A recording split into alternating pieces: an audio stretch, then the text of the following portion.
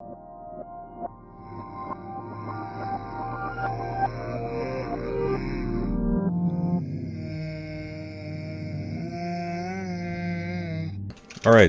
welcome to AoScast 17, Secret Armies Edition. Top secrets.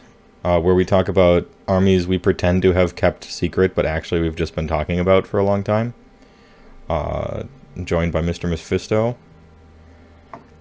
And we have one army each. However, we're closing in on 2 armies each. And we didn't do...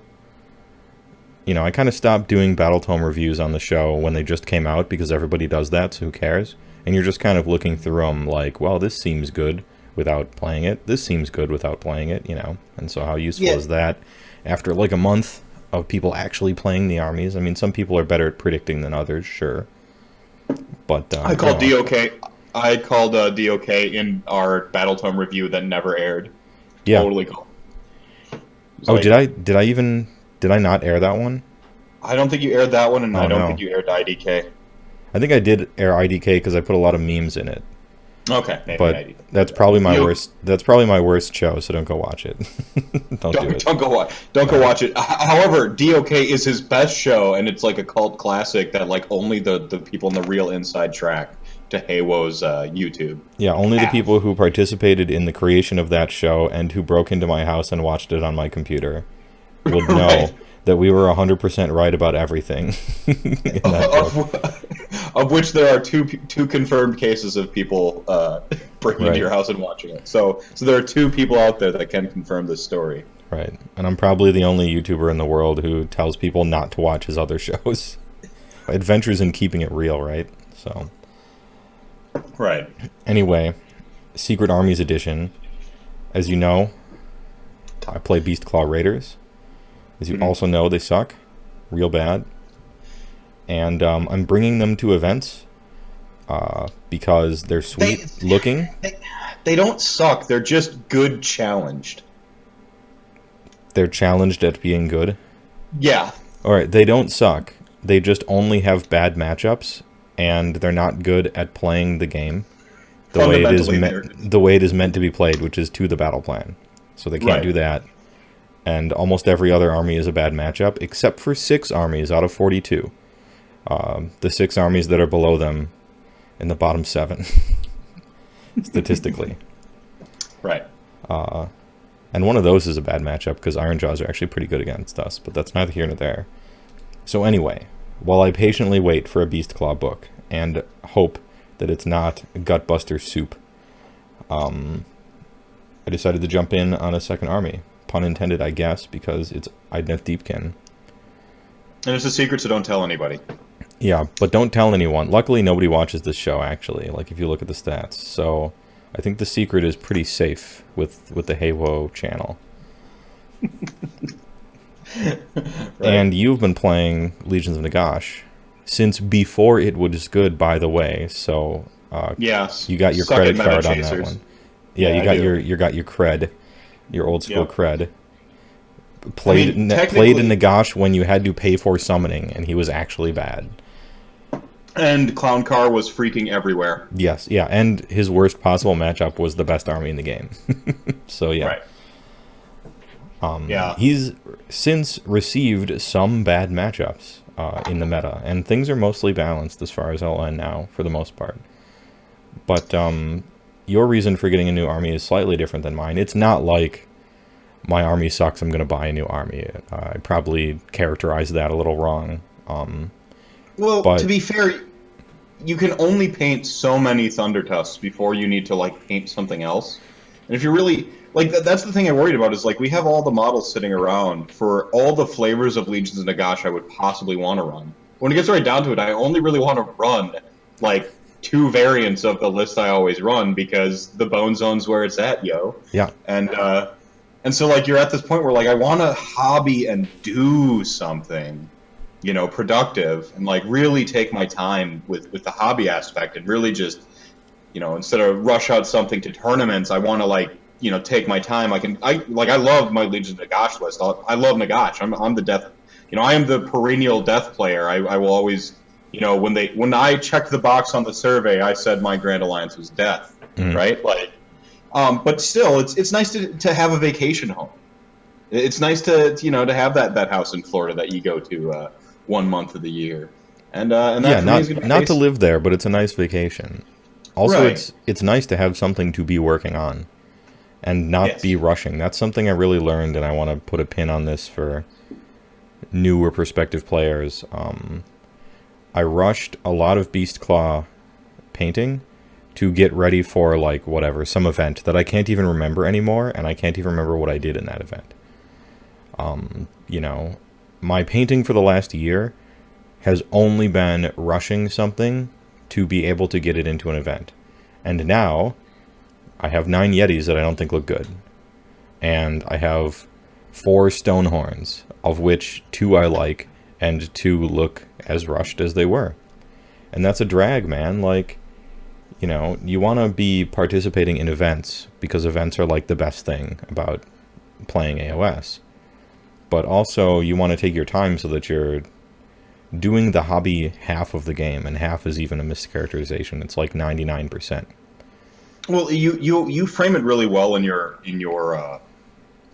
sort of army primer. Mm-hmm. Like, a lot of what you're going to be doing with the army is actually like building it and thinking about it and doing the lists and stuff like that. And so rushing it out is kind of doing a disservice. And it doesn't feel as heavy on the wallet when you do space it out that way. That's really their intended way for you to get into the game. I know that's what nobody does, but I mean, my mini stomp order is just like 1,000 points worth of the army, but right. Well, but the thing is, like, you look at Warhammer as a hobby, and you just kind of, you're like, I want to play Daughters of Cain, and so you go to their website and you put a Daughters of Cain 2K army in the cart, and you're like, this is $900. This is an expensive game. Well, it's an expensive game to click buy, sure. But the way they actually intend for you to do it, as far as I can tell, is the way I advocate on my new player thing, which is every month or so you get a box for $40 of something, and then for the month you have a stress-relieving hobby thing to do after work. Mm-hmm. And however long it takes you to assemble it, whatever, it might even be more than a month, and then paint it up, start to finish, paint one model after another. I'm actually a big fan of Vince Venturella's recommendation on that one. Don't assembly line your models like Henry Ford. You can completely, prime them all, and if you got an airbrush, base coat them all. Fine. Mm-hmm. You're just saving time in your whole life to do that. And if you're a Zenithal highlight kind of guy, go ahead and do that. But don't, okay, these guys have armor, so I'm going to put the armor color on all 30 of them. That's done. All right, now I'm going to put skin wash or whatever you're doing on all of them. All right, now I'm going to paint the hair color on all of them. And that is technically more time efficient to do it. You're sacrificing enjoyment to do that, because it's the most soulless way to paint something.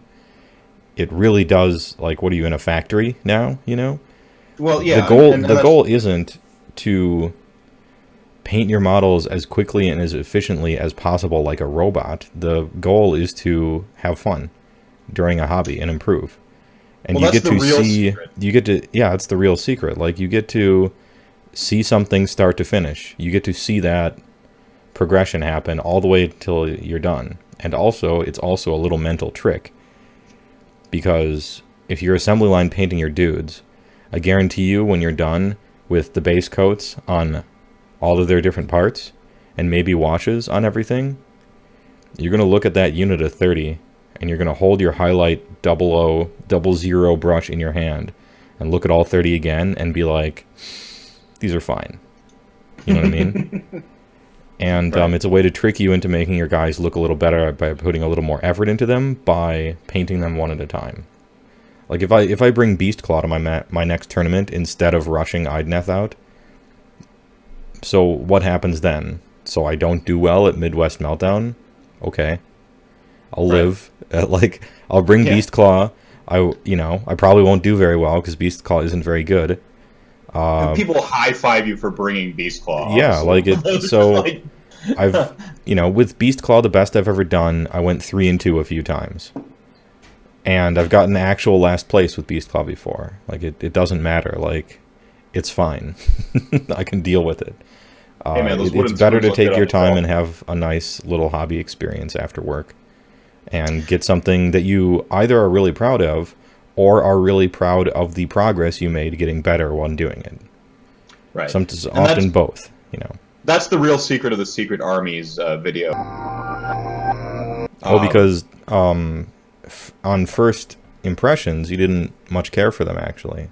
No, I looked at them and well, when the book came out, it wasn't even the book. It was before the book came out. It was I'm new to Age of Sigmar, but I am very familiar with Warhammer Fantasy Battle, and I played that originally, and then I just stepped away for a long time. Mm-hmm. And I hated Beastmen. I just did not like them, like stupid goat people, blah blah blah, and when we knew that Beastmen were Brayherds, quote unquote, was the next book that was coming, I just do something that matters was my my thought, because it doesn't do an actual chaos god, don't make the old Beard's army good again, F that. But then you meet this gentleman who's this burly biker sort, with with a Harley, and he wears a vest with his army patch on it. And I don't mean the military, although he does have that patch, but literally it's just Beastmen that he has had custom made. I'd like to point out to our viewers right now that Mr. Mephisto is characterizing the look of every Beast of Chaos player with 100% accuracy. Right.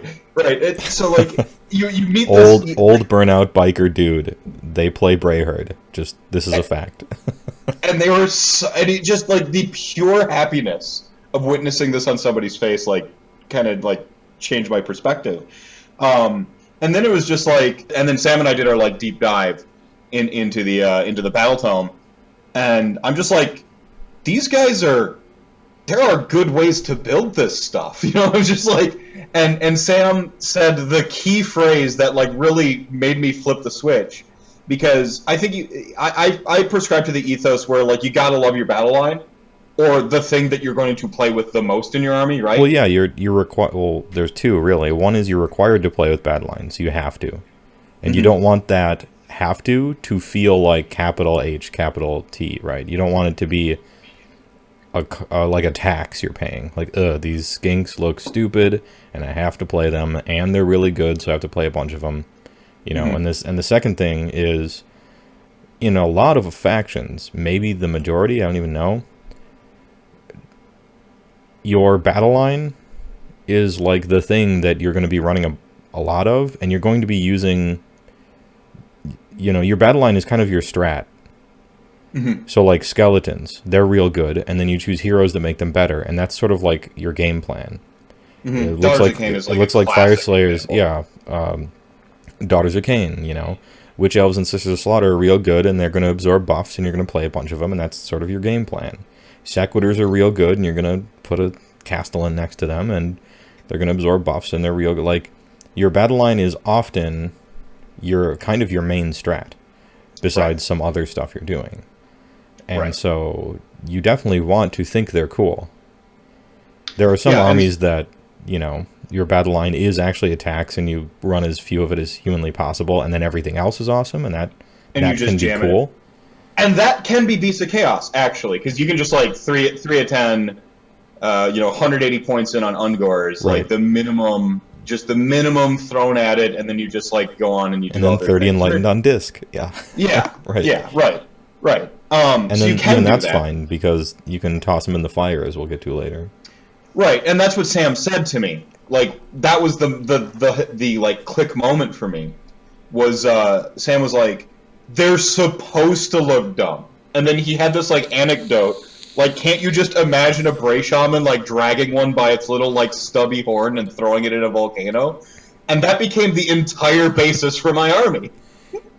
Yes, I can imagine that. Because Bray Shaman looks sweet as hell, Bestigor looks sweet as hell, Beast Lord, all the things that matter look awesome. And the thing that's supposed to be thrown into a fire looks like it's supposed to be thrown into a fire. Yeah, it's like in 300, right? That this normal Ungor is born, and it's a weakling, pathetic creature, and you're like, well, this thing gets tossed off the mountain, you know? Yep. Except it just lands inside of a herdstone and starts on fire. One of the other things is like, there's the RPG that I say D&D as a shorthand, but whenever I talk about like my youth, it was Rifts and Palladium Fantasy RPG and a little TMNT RPG, all by Palladium Books, company out of Michigan. Excellent settings, by the way. Like Nightbane's great, like Heroes Unlimited's great. Like they just excellent settings. Like they are one of the best setting companies I've ever met. Even even Universal. Even universally seen probably as some of the best settings ever. It's just there's a but at the end of that sentence. But we don't need to get into that because that's Anyway, but the settings are great. The cover is the literal inspiration for my paint scheme, and a lot of the lore and the fluff that I'm writing for the Army is full on just ripping off my own childhood. Isn't that what this game is about for kinda the 30 and over crowd that plays it? And the sort of flavor of that book is really kind of informing the fluff.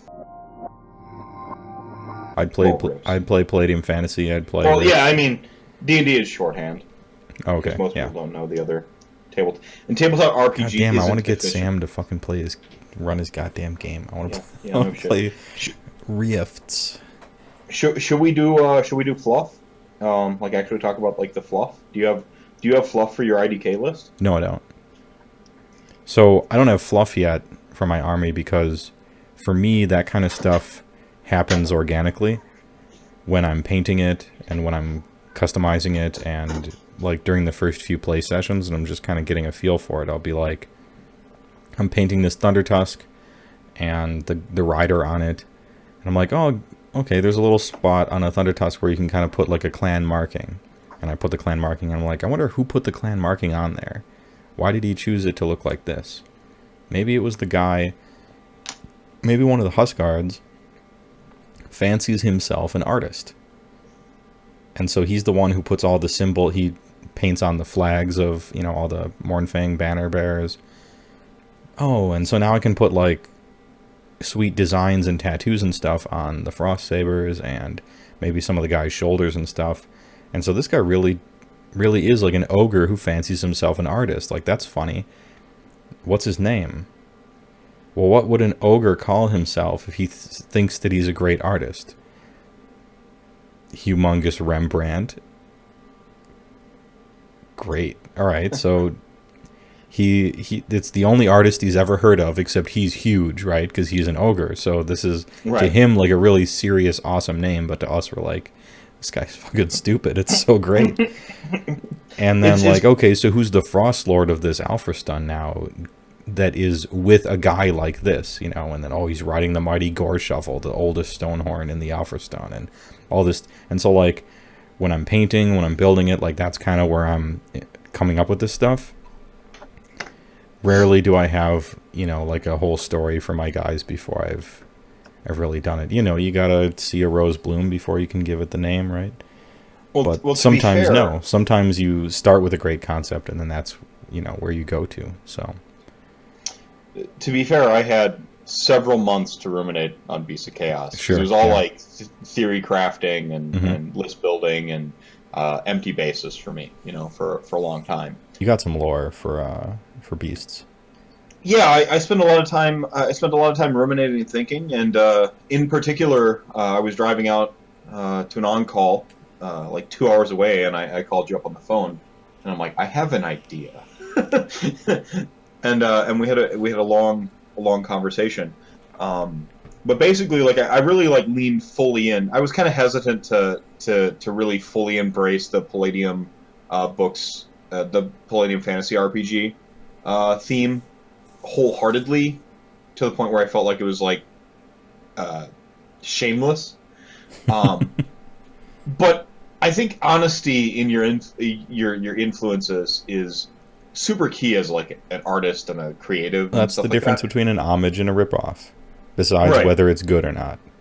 Right, and that's, so that's we the already main mentioned... difference. The difference, folks, for those at home wondering, if you ever thought, man, what's the difference between an homage and a ripoff? Whether or not it's good, that's the difference. But also a little nod that you're not trying to be like unique idea, do not steal, but actually like I love this and it's inspired by it.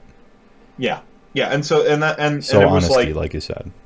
Honesty. You just gotta, like, at some point, you gotta, like, just learn to love the bomb. You're like, no. Like, everything I've ever loved growing up and everything I've ever read and all of these influences, they just inform who I am as a creative and as a person. So you know what? I'm gonna lean into it. Yeah. So we came up with the Ash Sworn Warband, where it's this like Beasts of Chaos army, and they're super traditional. One of the coolest things about the Beasts of Chaos sort of fluff in actually in Age of Sigmar is they are unlike the other Chaos armies. They don't really actively worship Chaos. They think you're a pansy if you actively worship a Chaos god. Right, and it's not even like Slaves to Darkness where they worship all of them. No. And some more than others at different times, or sometimes they have a mark and sometimes they don't. No, Beasts of Chaos are the children of Chaos. It's different. They might predate. They actually some legends say that they were there just anywhere that reality screwed up, and they just existed. Yeah, dude, the Thunderscorns lived in Azir, and Sigmar stole their land. They're still fucking mad about it. Yeah. And this actually attracted the Chaos Gods to the mortal realms in the first place. They were just there. They were these primal things preying upon nomadic tribes and stuff that just the boogeymen of early primordial realms, and they just showed up and wrecked you. So they don't actively worship Chaos Gods because that means you're a pansy. You're asking a god for favor, you loser. What, you can't do it? You just it's the Arnold Schwarzenegger scene from Conan. That whole thing is just so give me your blessing, or to hell with you. Or to hell with you. Yeah, and so they're totally that, and I think that's awesome. So I had this idea of this sort of primal tribal Beasts of Chaos army. They're pure Beasts of Chaos. They pillage and they raid people and stuff like that, but they have a settlement around this volcano. And unbeknownst to them, there is some sort of godly entity. Could be a fragment of an old. I believe don't explain the mystery. It's way sweeter if you don't. Mm-hmm. But it could be some god beast skull in there that's still got some residual god beast energy. It could be a chaos god. It could be a chaos god avatar or somebody who was really high up and then they got imprisoned by some Sigmarite or something like that in the middle of this volcano. But they found out that if they sacrificed things to the volcano, things were kind of good. Also, they had a great time doing it, so they did. Mm-hmm. And then they would take the ashes of the ones they've sacrificed and smear them all over their skin, and so the Ash Sworn part comes in here.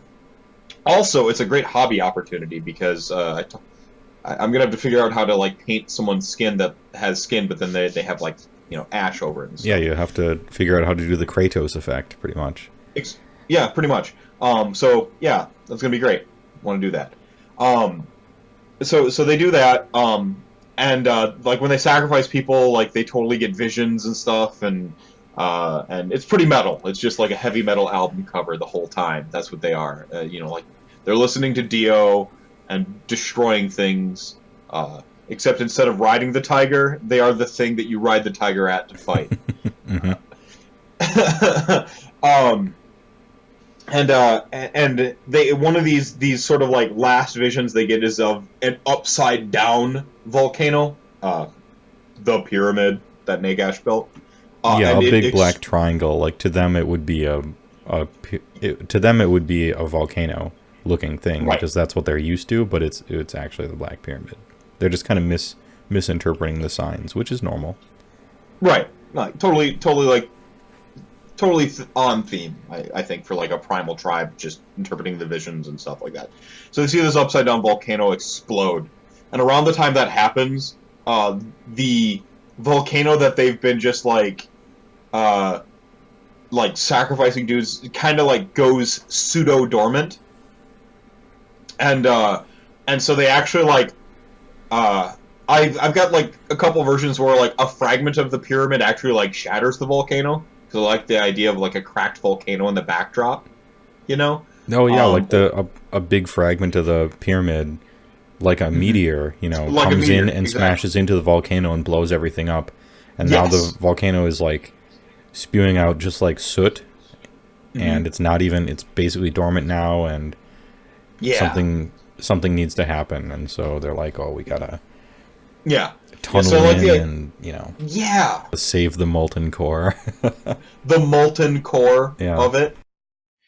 So this fragment of the pyramid like cracks the mountain and exposes the heart, and it's no longer like awesome. It's as they've known it, so just as like and it's kind of dormant. And so they actually like harvest the molten core from the volcano, and that is their herdstone. And Yeah, and they put it in a big volcanic rock and carry it with them to battle so that they can find more and more people that they defeat to throw into it to keep feeding it, otherwise it'll go out. And right, yeah. sometimes so, like, they can't find enemies, and so you got to throw a few Ungor in there. Exactly. And so that's like total. But that's like a, I mean, that's it's a very honorable, righteous thing for them to do. Like they gladly give their lives to keep the flame alive, and so it's a very honorable thing to do. Yeah, yeah. So they're Pay like, no mind to the kicking and screaming. That's just part of the ritual. right. And so like now we have like a mechanic meets the narrative, because why the hell would you drag your herdstone with you to all these battles in like terms of a game? Like Right. Because it looks kind of stationary, but you can carry that thing around. Like you have like two Cygors like holding this big palanquin, like holding the thing up and carrying it aloft.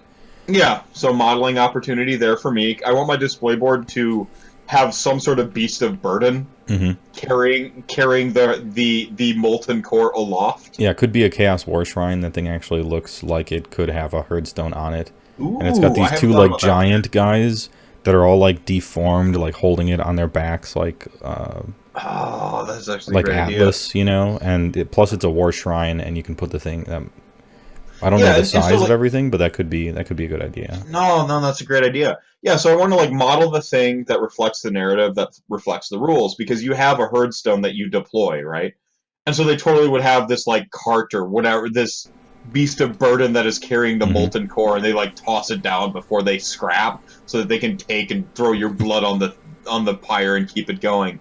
And they're essentially on this like this pilgrimage to the upside down volcano to figure out what the hell is going on, because they think if they get there, they can reignite the flames and like have like, I don't know, some sort of like super metal upside down volcano permanently or something.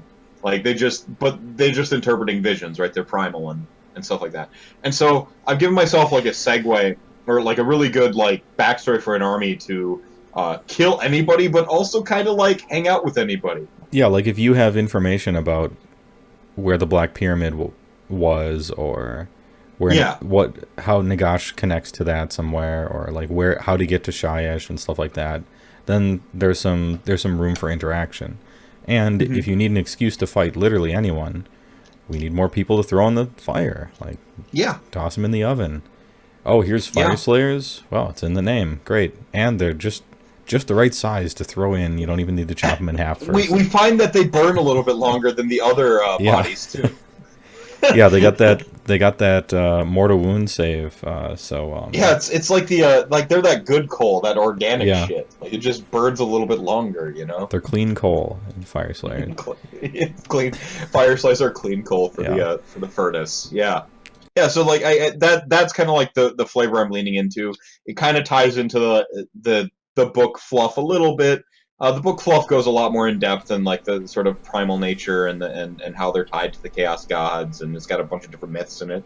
Because every book reads like propaganda for the army you want to play. Yeah, but that's great. I've always loved that about Warhammer books. I get a strangely high amount of comments about people asking, first, what is, and second, that they like the music that I play for that, like, 7 seconds in intermission. And Yeah, so, so any excuse to give the people what they want, which apparently is just more intermission music. I might do a video where it's just HeyWoah intermission music for 10 hours, like one of those. yeah.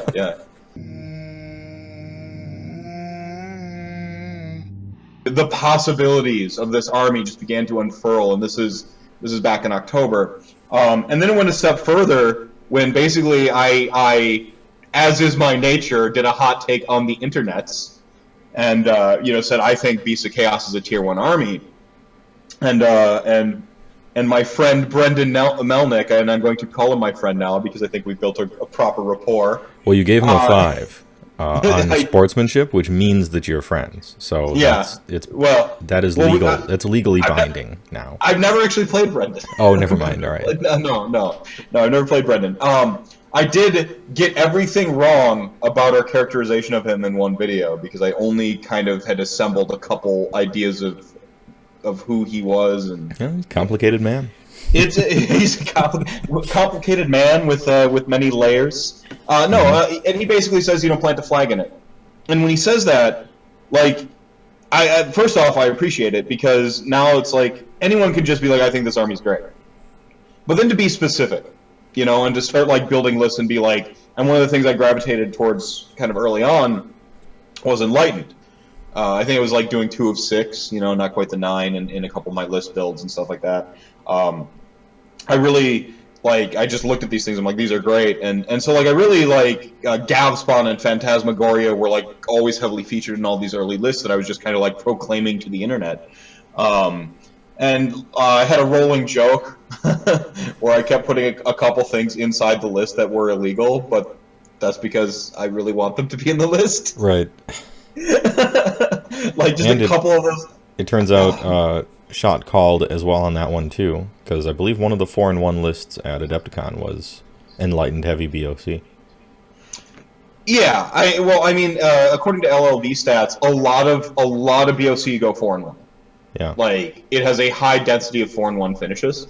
So they must have when I see that stat, I see they have one kind of auto loss, which means either a battle plan they just don't play well, or more likely they have a absolute barrier to entry type great army that just stomps them. Some meta army beats them. It could be there's some gatekeeper where there's 8% of the meta plays such and such army, and they're bad against it, and there's a battle plan that they're bad in, right? Right. Probably, if I had to just guess, off the top of my head, I might say the hero capturing ones with your maybe?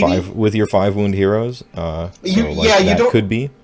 You don't really have that 12 wound 2-up re-rolling with mortal wound protection hero that can just camp an objective. Yeah, you don't exactly have a Verminlord Deceiver, or a Marathi, or Nagash, or Nagash, or a Stonehorn with Ethereal, something that can just camp out on an objective and be like, no, you move. You don't have a proper dragon in the army called Beasts of Chaos. You would think you would have You have a bunch of monster keywords, but their war scrolls are universally terrible and they're expensive, which is sad. Yeah, and that's the thing is, I wish you had, I want there to be a 500-point monster in this book. I look at him give me a 500-point, double centaur or something. Something crazy. You can find tons of wiggle room in your list building because of how cheap everything is. Yeah, everything's real cheap. That's your power in a way. Well, one of your powers is that everything you look at, you're like, oh, that's pretty cheap for what it does. And that pretty much goes top down, from your heroes to your good units to your chaff to your elite flyers and stuff. Everything's pretty cheap. Yeah. I imagine in my head anyway, I imagine a lot of the Beast of Chaos wins are coming from battle plans. Because like old Flesh Eater and current Nurgle, a lot of your game-winning strats are just board edge summoning over and over and over and forcing your opponent to really spin too many plates, trying to stay on all their objectives. They can't just capture them and run off. They have to hold something there that can kill 10 idiots that get summoned every turn and try to charge them. Right. We have that sort of 4-1. So there's one sort of like looming record. Yeah, you can do your 30 enlightened lists and stuff like that, and I don't see that sticking around, which is really, like I said at the very beginning of this, is I had them in some of my early lists, and I was very much on the Phantasmagoria and very much on the sort of Phantasmagoria Tzeentchian style. The original Inception was to actually have an army where I swap out 4 models, and now I'm actually just Tzeentch playing like a full Tzeentch army. But they started doing really well with Enlightened, and it wasn't a secret anymore. And so and you're like, I don't want to do what everybody does. Well, and there's a lot of that. There's some of that. That's a legitimate way to feel. Because the whole point of the hobby part is to be unique. And so why not in list building too? Yeah, well, it's that, but like, you can ask from day 0 what my favorite unit was. My favorite unit by far has been Bestigors. And so the secret is, I'm going to run Bestigors, and a lot of them. Right. They will be like the never-breaking wave. Oh, they'll break. It's just there's a bunch of waves. That's the trick. Right. Like, they'll break, you know. Well, so the ever-breaking wave, we should say, which will go really nicely with a theme, I think. We'll have an Everwinter and an Everwave. It's going to be excellent. Well, the theme, at least for Holy Havoc, could be. Well, no, we're not going to rush this, but yeah, like the Dream Team doubles for next year's Holy, right? Is Beast, because we have Beasts of Chaos and Beast Claw Raiders. Right. And so we have Beast Chaos Raiders. You know, you really do want your second army to play very differently than your first, I think. I mean, maybe not. Like, maybe that's just in you, right? Like, it could be that your first army is Iron Jaws, and your second army is Khorne, and you're just like, look, okay? I want to run 24 mounted dudes who praise Khorne, run across the table, smash into stuff, and let God sort it out. Or I want to run about 50 big orcs that run across the table, smash into stuff, and let God sort it out. Right. And you're like, no variety then? Oh, there's plenty of variety. They're green. These are green and these are red. Easy. If you're that sort of player, awesome. Actually, like, I'm not bashing that. That's great. Like, you're just like, you just have to be aware of that. Like, that's what you like. Like, some days I want to do, like, you know, what's your favorite ice cream flavor? Chocolate. But sometimes you want a chocolate shake, and sometimes you want a chocolate ice cream flavor. Yeah, exactly. Well, like, you know, in another universe, or if I was different, it could be my first army is Eurobad Beast Claw, where it's like, you know, 8 Mournfang and 2 Stonehorns and just run across the table. And then my second army is Brass Stampede, and they're like, is there an echo in here? Like, what? I'm just playing. I'm playing exactly Beast Claw's playstyle, only better. You know. Or my first army is 4 Stonehorns, and then my second army is 5 Terrorgeists. I'm like, look, I'm just playing Beast Claw, only better. You don't understand, right? Well, see, I mean, there's actually merit to that, though. Like, your army is going to rotate out of favor in the meta, and if that's your playstyle and that's how you want to play, power to you. If you can keep, you know, each year just rolling the new army forward until, like, your good one comes back in favor, or your favorite one comes back in favor, fine. Like, I get that too. But for me, it's very important as a player. I like tactical variety. Like, but I always kind of want to have, like, some control elements. I think Beasts of Chaos certainly have board control aspects to them with their outflank mechanics and some stuff you can do. Like, you have ambushes and summoning and a lot of bodies that can go a lot of different directions. And so even if you don't necessarily have, like, a bunch of debuffs or, you know, tons of durability or something like that, you still project power and can be control. Just because you're not Sylvaneth or Seraphon doesn't mean you can't be the control in a particular matchup. Yeah, and so, like, I still want to have, like, some tactical control with my army, but, like, when it got right down to it, like, I want it to be fast and just, like, run in and smash. Yeah. With tricks. In other words, this is your run in and smash army. Where this is my run in and smash. Nagash definitely isn't. No, you got to play a little bit more controlled. Like, sometimes the best thing to do really is just run in and smash, because, like, they can either deal with Nagash or they can't. That's what Black Knights are for, so sure. Yeah, Black Knights, they run in and smash and set the point of attack while like skeletons like kind of chase after them, and then like now they're in and stuff like that. I mean, you have like the thing is like you're smashing tar pits is what is the best way I can describe Legions of Nagash as I play it. Is like it's just these tar pits that'll just like it's an army of attrition, you know? Like you're just gonna like drown them in tar, and surprisingly punchy tar when it gets right down to it. And that everyone still underestimates skeletons. It blows my mind how we've had like this long and people are still underestimating them. I think it's because right about at the time when they were going to start playing against a bunch of skeletons and realize how punchy they actually were, everybody just swapped over to Grimghast. And so now they're playing skeletons and they're like, oh, these are the shitty things that everybody dropped in the wastebasket to play Grimghast instead. And then you're like, well, I'm rolling 120 attacks, so, I mean... Yeah. Let's ask the 60 Grimghast Reapers that bounced off my 80 skeletons and got blown up in Game 1 of Adepticon how they felt. That's true. I mean, 4-up unrendable is pretty good, but if the unit attacking them is attacking 160 times and doesn't have rend anyway, every save is a 50-50. Yeah, and not a point is wasted on a skeleton. Like as far as like a unit, they're just so efficient. There isn't a wasted point on that war scroll. And their battle lines, so even fewer points are wasted on them. Whereas Grimghast, you have to spend some points elsewhere to kind of unlock them.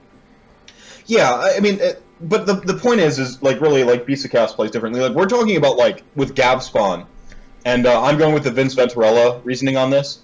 It is most certainly Gabe spawn.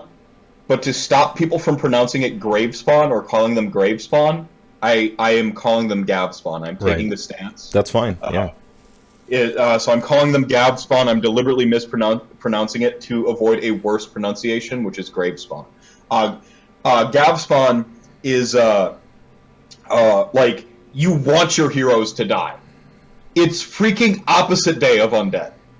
Like it is the you're a house of cards with all of the legions. Yeah, if your necromancer dies, suddenly you lose your best buff. Period. You lose your best buff. And if your general dies, you're actually screwed. Like your army it's over. It better be like turn 5 or something because it's fucking over if your general dies. In Beast of Chaos, while you're not, I wouldn't say you're actually happy exactly that your heroes die, but you put your opponent in one of those places where you really like to put them in this game, which is you have 2 bad choices to make. You can kill the hero, and then I get a free Wind Fury totem.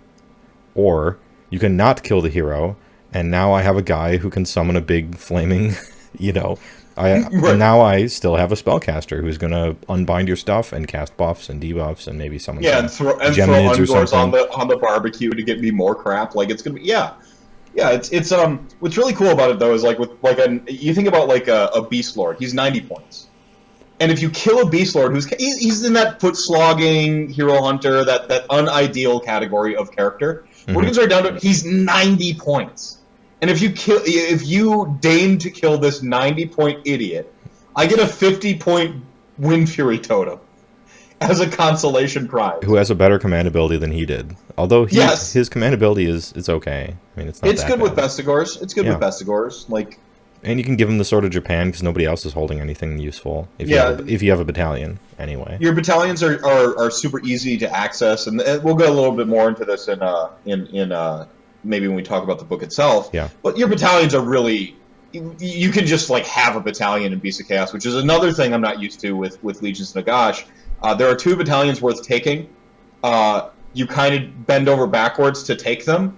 And there's only one really good one, which is Death March. And the rest are just like, Like, and you're not taking really the battalion to like lower your drops, quote unquote, or do the other stuff people are doing with battalions. Like you want to go for, like you're taking Death March because it fits a specific strategy. You want to be faster, and it's faster. You want to be faster and more resilient. Like your tar pit with Beast of Chaos, it's just like, oh yeah, you might as well. Like lower your drops, whatever, get an extra artifact, whatever. Like you can fight like everything you want to take that's good is in every battalion, no matter what. Like, just pick your flavor. Beast of Chaos are kind of unique, I think, amongst armies. and tell me below if you can think of other ones, but it's an army that actually doesn't give much of a shit who goes first, and yet it has access to easily one-droppable battalions. The thing about that is, and I think we're now in secret army territory of why it's such a super secret, is one of the awesome strengths that you don't realize about BoC Chaos until you start really diving into it, is they control drops so hard in the deployment phase as an army. Between their easily accessible battalions and their ability to just have 15 drops if they feel like it too. So you can play both strategies. You can play both ends. 1 to 4 Beasts of Chaos heroes. So you can have 4 heroes there. So any hero at all. 1 to 4. Any hero at all. Okay. 1 to 4 of them. 3 to 9 chosen from Bestigors, Gors, Zangors, Ungors, Ungor Raiders. So basically your battle line plus Ungor Raiders. So 3 to 9 of your battle line. 3 to 9. So at minimum, just all of your battle line. Yeah. Yeah. And you choose what you were going to choose. And you choose what you were going to choose anyway. So far, you need a minimum of 1 hero of any sort, and 3 battle line of any sort. Okay. Yep. So basically your battle line there, and then 0 to 9 of the spice. Your Bolgors, your Centaurs. Centaurs are they're not amazing, but I think they're good for they're role players. They're fast. And they're a little Dragon Ogres, which I love, and Enlightened. Well, you all know about Zangor Enlightened. Skyfires and your Tuskor chariots. So 0 to 9 of the spice of your army, and then 0 to 2 Cygors or Gorgons. Hopefully they go down in points to make this relevant, but they don't make you take them. They say 0 to 2. Yeah, for both of those. So currently the minimum is 1 hero of any sort and 3 normal battle line of any sort. And then your choice amongst 0 or whatever of whatever. But what's impressive about this is very easy to qualify for. Yeah, and what's super impressive about this is the top end. They allow you to have 9 of your battle line and 9 of your spice. Yeah.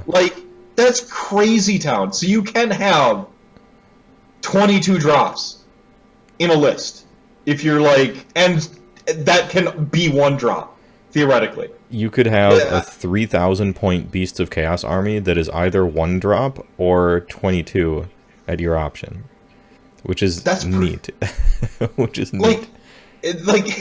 And this is Phantasmagoria is my favorite. But this is all of them for the most part, because you have your 4 Godmark battalions. All the Godmark battalions are about as easy to get into, with the exception being kind of the Khorne one. Yeah, Khorne wants the big boys. It doesn't want the little guys in there. Yeah, it doesn't want little pansies. But the Khorne one's okay. It's fine.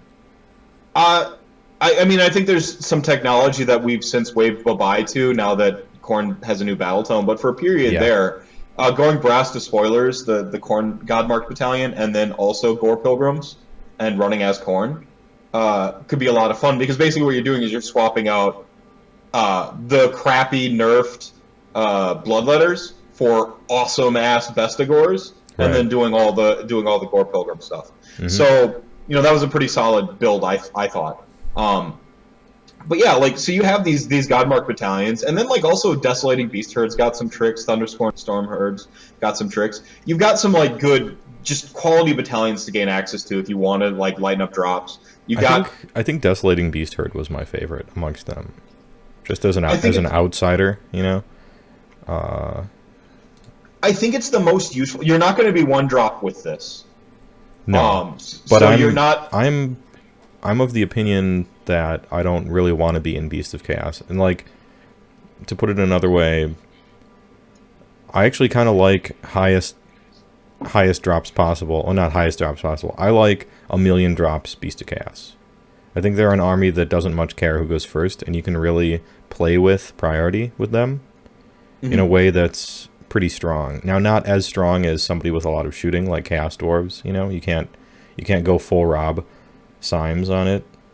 Right. But I think they're one of the armies that you really can just use a whole bunch of drops and out-deploy people, and then not care too much who wins priority with your, with your Wildfire Taurus and Geminids and a lot of your summoning and ambushes, and the fact that most of your stuff is a countercharge, and most of your stuff blows up to whatever.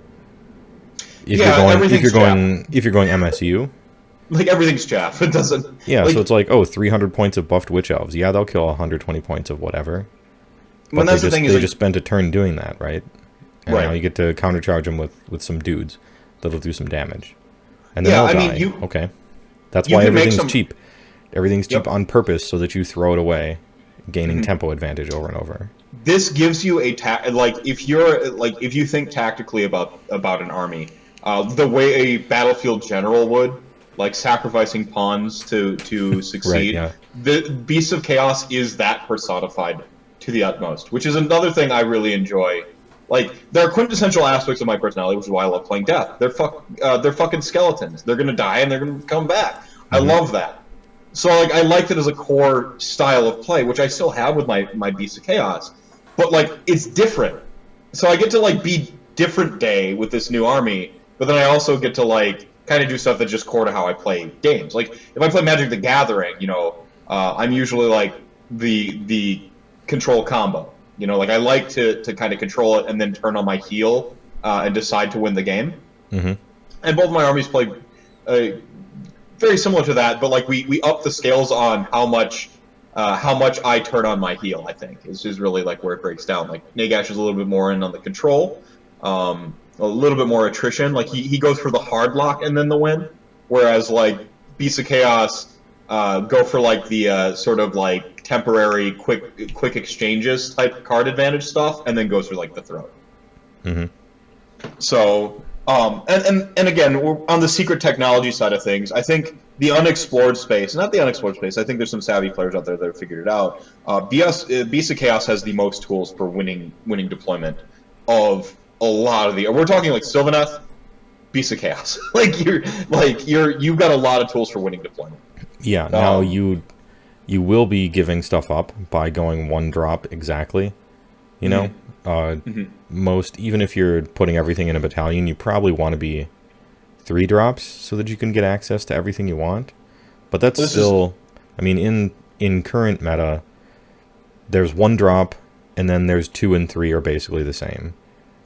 Each step 4, 5, and 6 is a kind of a big deal, and you're gonna go before or after other people for that. And then after probably 6, it kind of doesn't matter on up until like 10 or 11, and then you're really trying to out-deploy people by just putting, 6 units of 2 Frost Sabers, for instance, on the table for the first 6 drops, and then just putting your monsters in the perfect spot or something like that. Like, you're trying to do that sort of plan.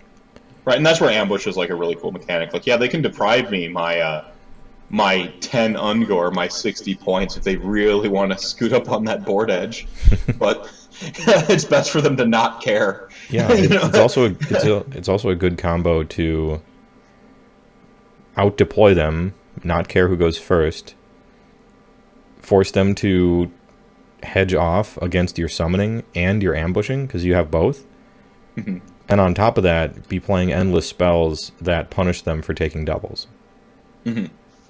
So Geminids and Taurus, for instance, like both of these things punish them real hard for stealing initiative from you. Well, now don't go giving too much of my secret technology away. Oh, well. I'm just reading out of my own playbook on that one about... It's super obvious. It's like, that's the thing. It's like, man.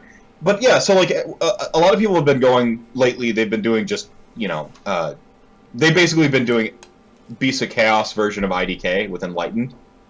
Like, punchy, super resilient. That's actually a good characterization of it. That really is kind of what it is. Beast of Chaos does IDK. Well, you play 30 Enlightened, and there you go. Now, those are your deals.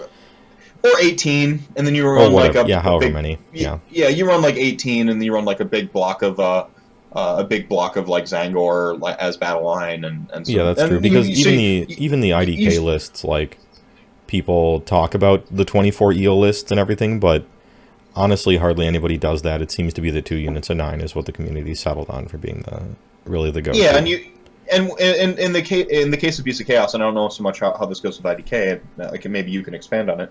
In terms of Beast of Chaos, you don't want to deprive yourself of all your tricks that make you Beast of Chaos.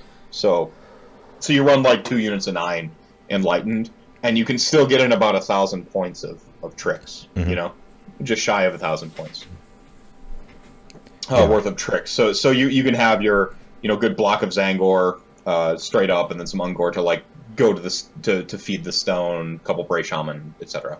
So it's very versatile, but it's using your strongest unit ad nauseum, and that's cool for them. But I'm all about them Bestigors, baby. So, yeah, and a little bit of future proofing, like as you know, to our original point, we're taking our time on the second armies because it's fun, and there's no need to rush, so you might as well not. Well, a consequence of that is that things change, and the GHB is slowly creeping up. So yeah, I mean, don't. If you're taking it easy already, you might as well save the most risky purchase, the thing that may or may not, like, am I going to buy 18 eels for IDK? Are you going to buy 18 enlightened on disc? Well, probably not, because word on the street is, who knows what's going to happen with them next GHB. And if we're taking our time anyway, might as well paint up the stuff that's like guaranteed going to get used. Yeah, and that's Bestigors, and that's Thralls, and that's, whoever. Yeah, well, I mean, that's the thing is, like, we're kind of betting in future stocks right now. You know, my anecdote regarding Beast of Chaos goes all the way back to just after Dragonfall. Was that like October? That's when I like decided I kind of wanted to play this army. Was back then, and a combination of Sam and Brendan like sort of making me really think about it, because I got to that point where I'd taken Death Now to a couple tournaments, and I was like, okay, I have realized my childhood dream finally of when it was Army Book Undead and wanting to play Army Castlevania, and now I am Army Castlevania, and as a bonus, Nagash got good, because he was terrible back in the day. So I was actually thinking about doing Scryer. This is pre-Skaven Tide book. I'm like, oh man, Scryer's awesome. I'm just going to play 1 billion Storm Fiends. It's going to be great. It'll be the opposite of Death. I'll shoot, and I have a tiny model count, Yeah, big boy elite army, yeah. Yeah, so I was thinking of doing a elite. There's a little bit of like maybe Flesh Eater Courts, but if I do Flesh Eater Courts, this is when I am a 50-year-old man with only time and money on his hands and nothing else, I'll do Flesh Eater Courts as I want to, which is full-on Bretonnian sculpts. Oh yeah, everything is Everything is converted. Not a single ghoul actually. Like just everything. Really make them like take like actual knights and whoever and give him like a ghoul arm, like ripping out of his like lordly finery and stuff like that. Have them in transition and like glorified with bones and stuff coming out of their body and stuff. Like just like these guys are turning, He has this golden hilted like epi blade that he's holding, but then just the blade is like a fucking bone that he shoved in the hilt, Yeah, just really, and like everything's converted, everything's unique. I ain't got time for that. So like Flesh Eater Courts, whatever, that goes on the back burner. Also, two death armies, I mean, kind of want to mix it up a little bit. I like dwarves, like philosophically, but I don't play dwarves. This traces all the way through D&D and RPGs. I love a proper dwarf NPC in my games. I really love having those dwarf NPCs as especially like the sort of like gung-ho researcher Indiana Jones type dwarf. I love that. Yeah, like the kind of guy who would be piloting a skyship in KO. That exact sort of guy. Yeah, like Sid from Final Fantasy, the dwarf. Like just. That archetypally, I like that character, but like I don't want to play that. What was what was his last name? Varhide? No, that's Sieg from Chaos Legion. Highwind, Sid Highwind. Right? All right, so it would be Sid Highbeard. Yes, Sid He's got like the goggles and stuff. Okay, so for the AOS RPG, I've got my character concept. And he's got like a polearm. You use that Shadespire sculpt of Fjord, I think his name is. One of the Forge Fathers, and he's got the that latchkey grand axe over his shoulder, except you make it like a spear, or make it into his ultimate weapon. You just take a spear. You just take an actual spear, chop it off, and put an axe on the end of it. Right. Gloomspike gets her coming out there announced. I'm like, yeah, they look great, but like it's just not my thing. Love the sculpts for it too. So I'm like, oh man, I think right around there you had your Snazgar, your cave shaman. Yeah, Snazgar came out. He was one of the 4 heralds of the maligned importance. Yeah, and, so he's out. His sculpt was excellent. I bought him so that I could ally him into Beastclaw Raiders, and we could have a wizard that wasn't 140 points and sucked. And, dude, his sculpt was so excellent. It was tons of fun painting him. So characterful and silly, but in a good way. I couldn't say enough good things about it. Here he is, if you can see him on the webcam. You absolutely cannot. I'll put a picture up of it, I guess, on the show. But yeah, I had a blast painting him. Super characterful, really fun. And Gloomspite Gitz sculpt-wise was a huge success for AOS because you don't want too much of this stuff, but having a little bit of that GW silliness in your grimdark setting of victory through sacrifice and, you know, mythic horrendous fantasy is a nice little palate cleanser every once in a while. And they hit the theme of it perfectly with Gitz. If only that run wasn't fucking random. Still mad. I'm still upset. Yeah, no, I mean, they just couldn't let destruction not be random. And this is when I was playing Nathan Prescott in just a casual game. That does seem to be one of their main design philosophies with destruction, is that bullshit randomness for no reason because we think people like it. No, if you're a destruction player and the reason you like destruction is the bullshit randomness, fuck you.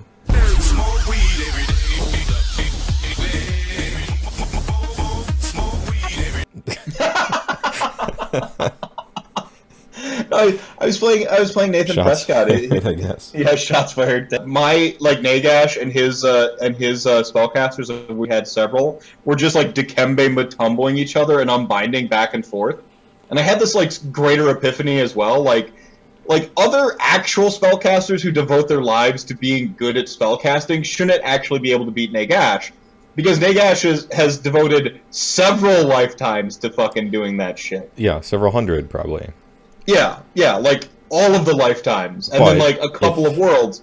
But, like, someone who's just high on shrooms and, like, fucking riding the lightning, that's the guy who could... You know? He is high on probably a straight-up cocktail of the craziest magic mushrooms and inhalants you can possibly find, unguents and stuff, plus riding the lightning, and the moon that he worships, that is a reflection of a god, has the planets and the moon have aligned to this one turn, and then he can hang with Nagash and straight up like block his dunk one time, and then he comes crashing down, and then it's no good. And they give no fucks, like, so of course they can throw their all into the magic, because, like, other magic users want to, like, survive it, you know, and, like, have supreme power. Like, don't even think 1 minute in the future. That's a fool's errand. yeah, so it's like, no, it's just like, no, this thematically makes the most sense of anything that has ever made sense to me. But yeah, so I went on this journey of, like, thinking about all the armies, and Gitz, like, oh man, their sculpts are so...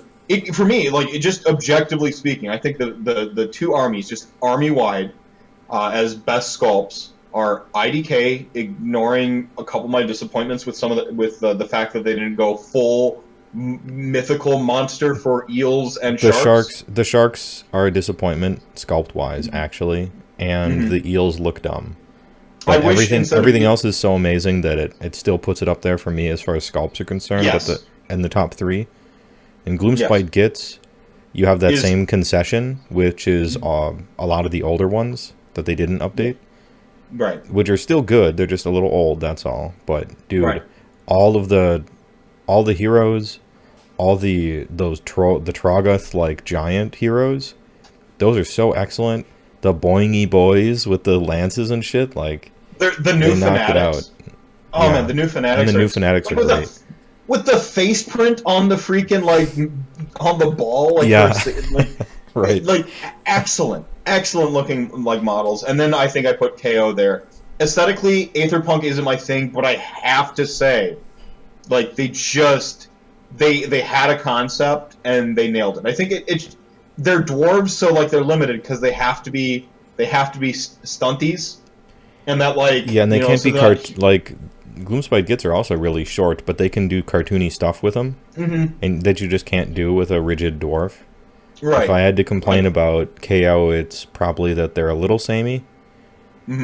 But like when it gets right down to it, like the high point, like just the sort the of Neapolitan army where you're kind of taking one of everything, like they look awesome. Yeah. Yeah, and just from a looking at dwarves sideways sort of stance, and then like there are individual models and individual units I put on par with a lot of that stuff. Like Nagash is still one of my favorite sculpts in the game. Mm-hmm. I love a Maw Crusher. Like Maw Crushers look awesome. Like that. Maw Crusher looks awesome, dude. Mega Boss on foot looks so badass. His sculpt is amazing. And I'm segueing this all the way back around, coming full circle. I think so Thralls, I think, are of the battle line units in the game. I think they might be the single best sculpted battle line. Like I think a box of 10. Dude, they're the high elves from Hellboy 2. They look so sick. They're like a little. They look a little like dark elf Dune, Dark Eldar kind of 1989 fantasy movie kind of. They just look so sick, and their awesome. Poses and everything is super unique. You have a box of 10, and you can make 10 different looking people out of it, which is awesome. Like if a Thrall is our unit of measurement, for how good a model looks, right. Like from 1 to Thrall. Yeah, 1 to Thrall. They're like 0.8 Thrall. Mm-hmm. Well, that's the thing. By the way, translator's note. Look at Bestigor on the website, and you'll be like, I don't know what Mr. Mephisto is talking about. Well, look at them in real life. It's one of those. One of those as in capital T, right? Mm-hmm. So there are models that GW makes that legitimately just look bad, right? Dragon Ogre Shoggoth and Bulgors are a bit of a disappointment, honestly. Like there's stuff that it looks bad on the website, and it really is bad. And then there's stuff that looks bad on the website, but it's because of an unfortunate paint scheme, or like the picture they took was from a bad angle, or whatever the reason. Or it's an old stock photo. Or it's an old stock photo. Whatever the reason, like it doesn't look good on the website. You see it in real life, and it looks great. That's where Bestigors sit. And then there's stuff that looks okay on the website, and in real life, it actually isn't that great. Unfortunately, that's where Bulgors sit, in my opinion. Mm-hmm. But yeah, I'm with you there on Bulgors. Like they look okay, but then you get them and you see like how their tufts of fur. Yeah, that fur is goofy, because it's like it's like clean flesh and then just big old Wolverine tusks of clumps. Well, it looks like it reminds me of Zangief from Street Fighter. Yeah. It's just like pure Zangief.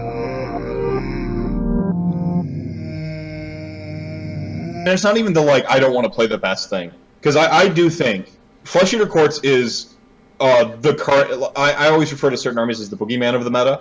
They are the boogeyman. Yeah, they're definitely the boogeyman. I think Skaven Tide is better, but they're definitely the boogeyman. Yes, and that's what I was getting at. Is like Skaven Tide is the. I think it's the stronger book. I think because not just points will fix Skaven for being too OP. Their endless spell shouldn't exist. It's just it does a terrible thing. But when it gets right down to it, the endless spell is hard to use. You got to roll 2 dice. Okay. What you can do is just double place its it in points range. Cost, that's hard.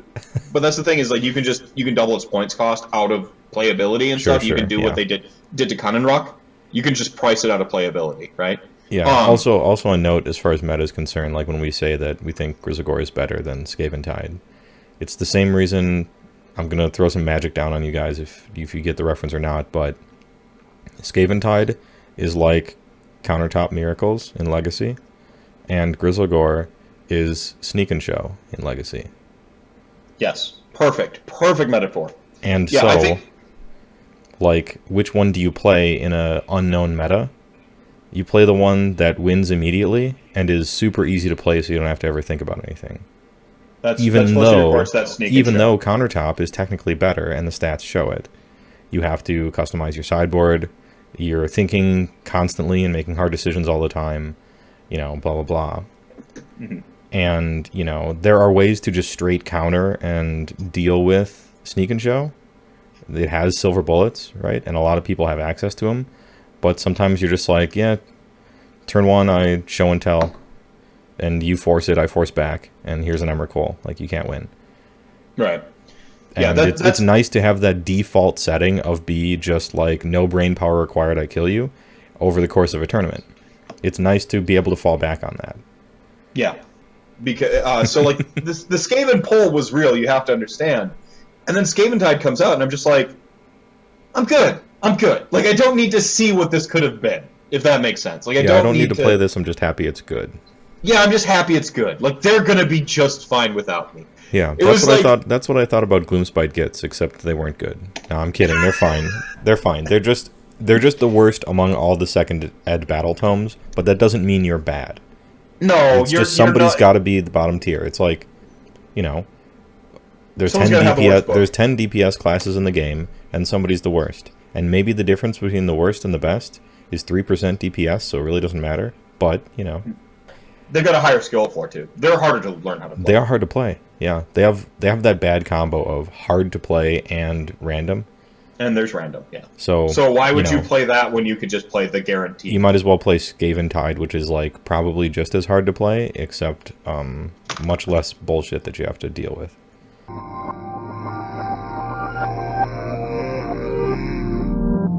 Why did I choose Idneth Deepkin? As your super secret second army. Yeah, as my super secret second army that I haven't really tried to keep a secret. Well, after taking the community survey, I came to a realization about me as a Age of Sigmar player. There was a question on there where it asked, what's the most important thing for you when choosing an army? Well, and it said rules, lore, or models. Right. And you could only select one thing. I'm like, oh shit. Because your canned answer, of course, is all three, right? Right. Which is true. Like, it's a combination of that, right? Sometimes there's no one thing that's most important. I consider it more like hoops you have to jump through. Or gates you have to pass, you know? Where you're like, well, you have to like the models X amount, and if you do, you jump through the hoop, and then there's the next one. And then do the rules, like, are the rules good and or interesting? Or can you do something neat with them? But yeah, as a subset of that, you have, you know, what the rules seem to oblige you to play the army like. So, what's the play style of the army? Is it interesting to you? Does it fit your personality? Whatever. So that's like a subset of the rules. And the other one is like, is it the right kind of good for you? You know, if they're real bad, you're not going to have any fun. Because while winning isn't everything, being able to actually play is a lot. And there's a difference between, like, simply losing all the time, but all the games are close, and getting fucking crushed and you don't get to play, right? Yeah, the problem is like, you know, trying to tell someone, like, to play, oh, play whatever you want, and, like, you don't actually get to play the game because whatever you want is, like, I don't know, dispossessed or wanderers, and you just get bodied by all these, like, current meta armies. Like, you're not actually playing the game at that point. Like, if your local meta is all just, like, you know, pseudo Ninth Age players or whatever that decided to finally dip their toe into Age of Sigmar and play, then you're gonna have a little bit of a different experience. But playing the game is important. And yeah, how competitive are the people that you're going to be playing with? Your metagame, your local store, your friends. This stuff matters. It matters a lot. It matters a lot more than I think the just sort of boiler pan Facebook response to, oh, what army should I play, seems to lead people to believe. Yeah, it does matter. In fact, it matters the most out of anything, and it's something a lot of people tend to glaze over. One of the key questions you should be asking is, okay, what's your local scene, your local store, and your friends? What do they play? And that's really the decider.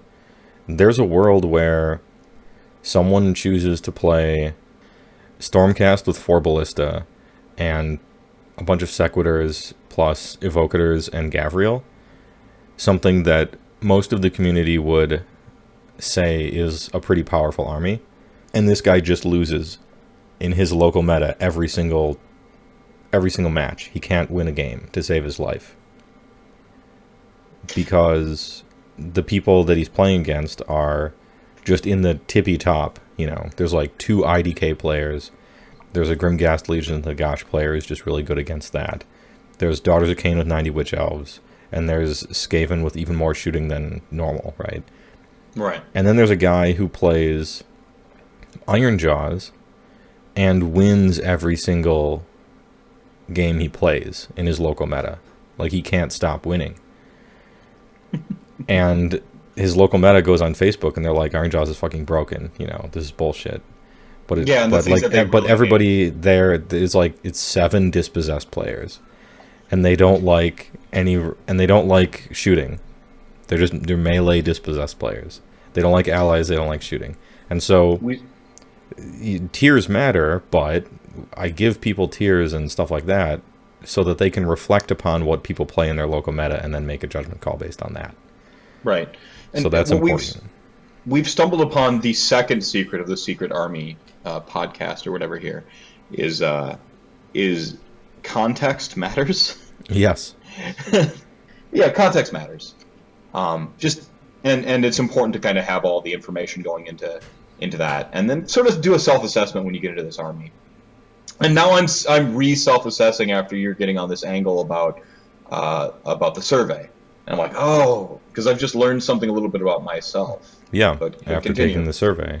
And so I'm like, well, I can easily say that lore and story is third place. That's easy. It's not because I care the least about it, although it is. But also, it's because really the lore and story and flavor of all the armies are basically excellent. That's like one of the reasons a GW game is good. Is because pick an army out of the hat and their lore is sweet. And the descriptions of their dudes are awesome.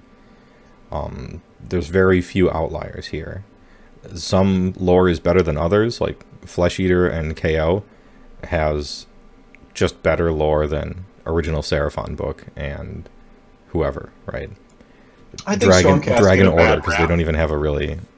Yeah, Stormcast have a bad rap too. Like their lore is awesome. Their lore is actually some like of it is dumb. Yeah, but I mean, dude, some Beastclaw lore is dumb. I just ignore that and I say, well, that's just a story. That's not how we were really cursed. They gave you 4 reasons for your curse, I think, possibly 5. I need a PSA and the main here. reason is dumb, and so I'm like, well, the real reason is this one, the other one they mentioned, and there you go. Yeah. So you can hand wave the dumb thing. And so for the most part, everybody's lore is just good, so it's fine. And there's cool stuff you can find in just about any army. A PSA moment while we're on the subject of Stormcast Eternals and how they're not Space Marines. There's this Nightwish song called Kinslayer, and it has this really awesome line where you're not a hero unless you die. Right. Not a hero unless you die. Our species is the wounded ones.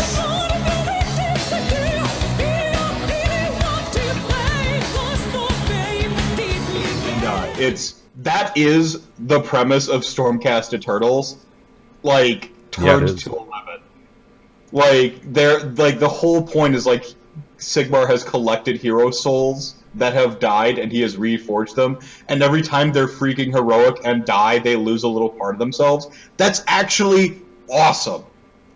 Yeah, even the Hammers of Sigmar, the ones that get the most shit, the blue and gold boys, they're the original Stormhost, the first one. And they're made up of only revolutionaries who died. So that was the type of soul that Sigmar, he's like, okay, these are the first Stormcast, the Hammers of Sigmar, these are the ones who have to liberate the world from chaos, and so the souls I choose will be only people who died in revolutions. Yeah, it's just Joan of Arc and Guy Fawkes as far as the eye can see. It's Joan of Arc and Guy Fawkes and George Washington, and it's everybody. Just in fucking plate mail and are 8 feet tall. Well, not really. They're normal people, to be honest. They're not like super soldiers. Actually, they just train a lot. Yeah, and they get to use the riskiest tactics possible because everything. They always have the strat available for every single mission to be a suicide mission. They get to 300 every time. They get to 300 every time, and they just keep all that tactics and all that information and training and stuff. Yeah. Which is pretty cool. Yes, there's a bunch of people with stupid names like, Vandus Hammerhand, and there's a lot of phoned in stuff. But there is in many armies, it's fine. Yeah. Let's not talk about Khorne, all right? Don't make me bring that up.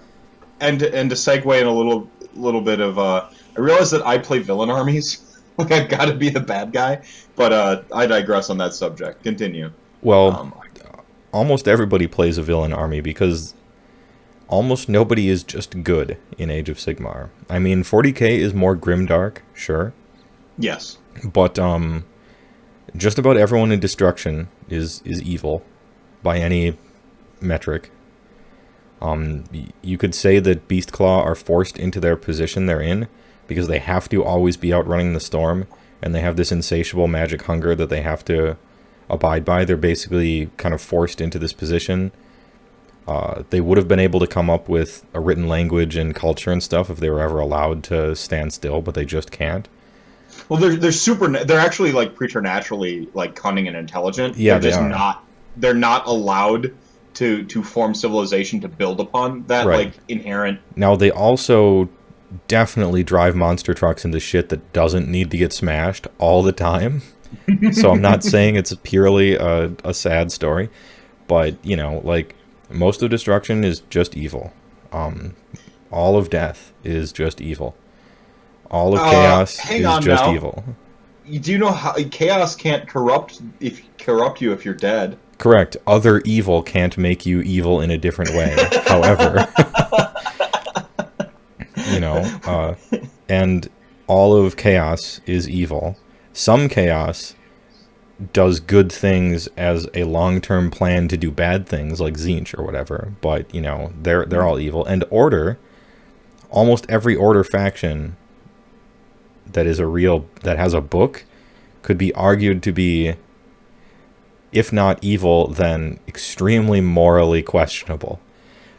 Fire Slayers as mercenaries will work with Chaos and have many times in the past. They'll work for Urgold no matter who it is. They're borderline Chaos, actually. Like, if you even just read their book, they're borderline Chaos. Fire Slayers should have been in Destruction, and I'll argue that until the end of days. Yes. But anyway, Stormcast do a Strathhome every 3 months. Like, they have a lot of greater good, like, we'll kill all the people here because that saves them from chaos rather than because there's no other choice. They make a lot of hard choices in Stormcast. So there is that. I mean, they are definitely the heroes of the story. You know, Darkling Covens are just straight fucking evil. Seraphon, I think they're good guys. Seraphon are good guys, and good. they're a cosmically embodiment of order, except on Daemons, except order. But their society is so structured that like slavery is completely part of their culture and everything. So they got some stuff too. Right. And now we get to my army, Idoneth Deepkin, who are pirates who raid other cultures and steal not only their stuff, but their actual souls and devour them. And then erase their memories with psychic mind magic. That ain't good. You know, they're in a shitty situation because most of their kids born have like a quarter of a soul, if that, and are blind and stuff, and so they need to solve that problem. But the way they've decided to solve it is by just Shang Tsunging fucking people every chance they get. So I am, you know, even though I have an order army and a destruction army, I'm playing two villain armies as well. Well, yeah, they're both, and IDK, I would have made a case that they should have been destruction too. Less so, believe it or not, Daughters of Cain. Less so, Daughters of Cain. I actually, like, one or the other should have went destruction, but I think there's a stronger case for IDK being destruction than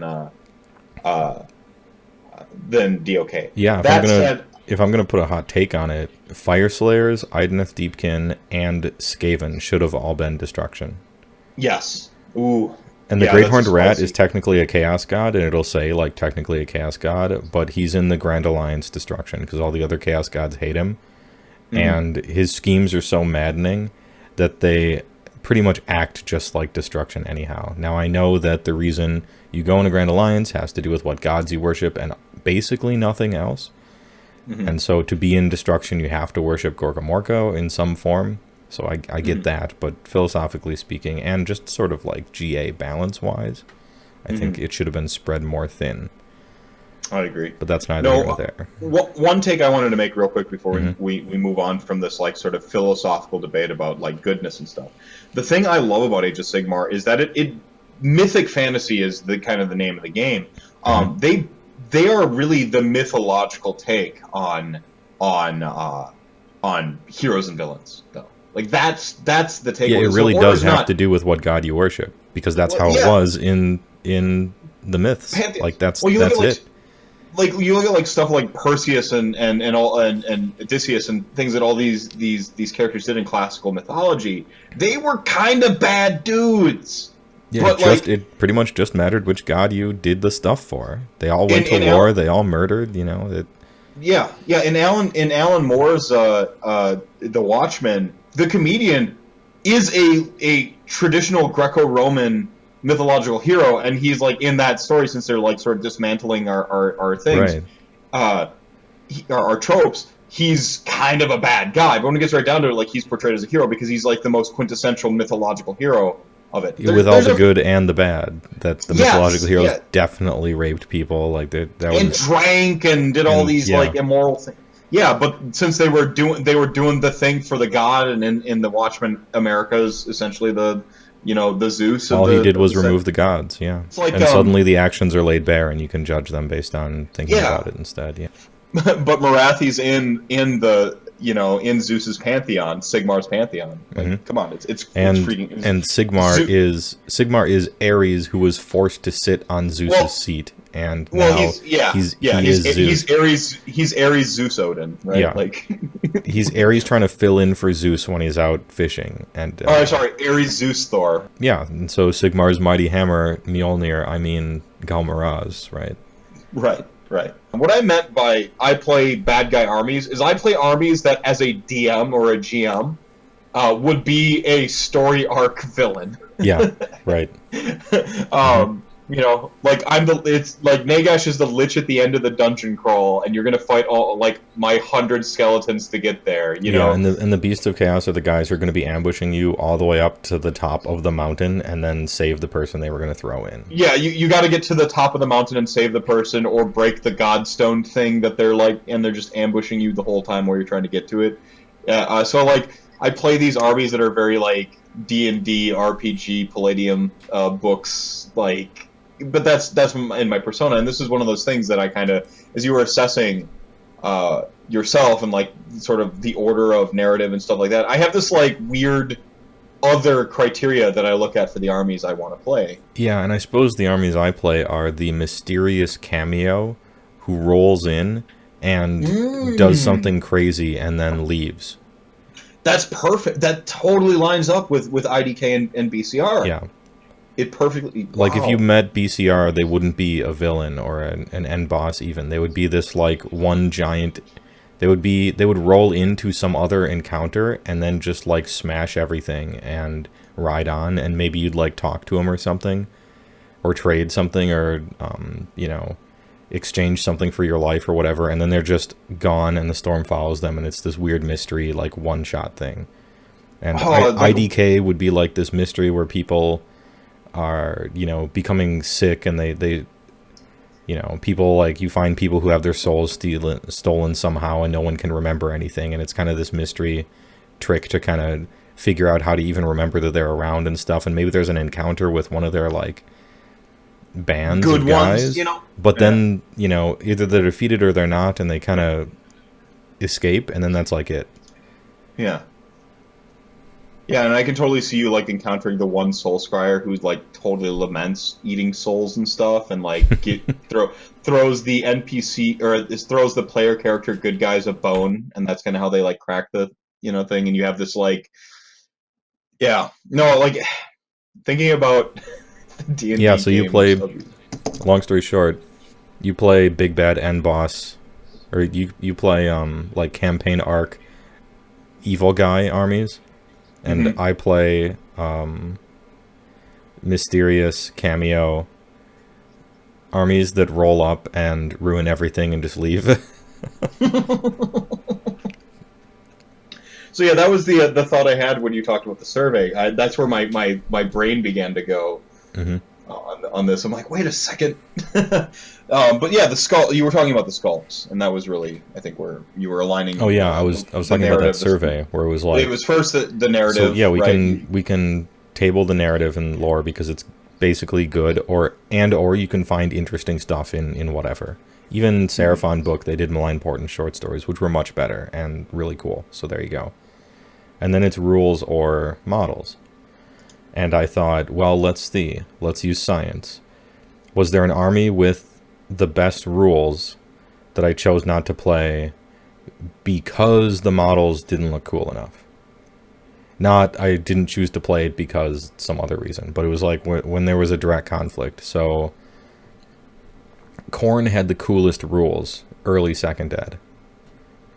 The Blood Tithe summoning was basically, I was allowed to be Johnny the Magic player, like making a combo deck with an army.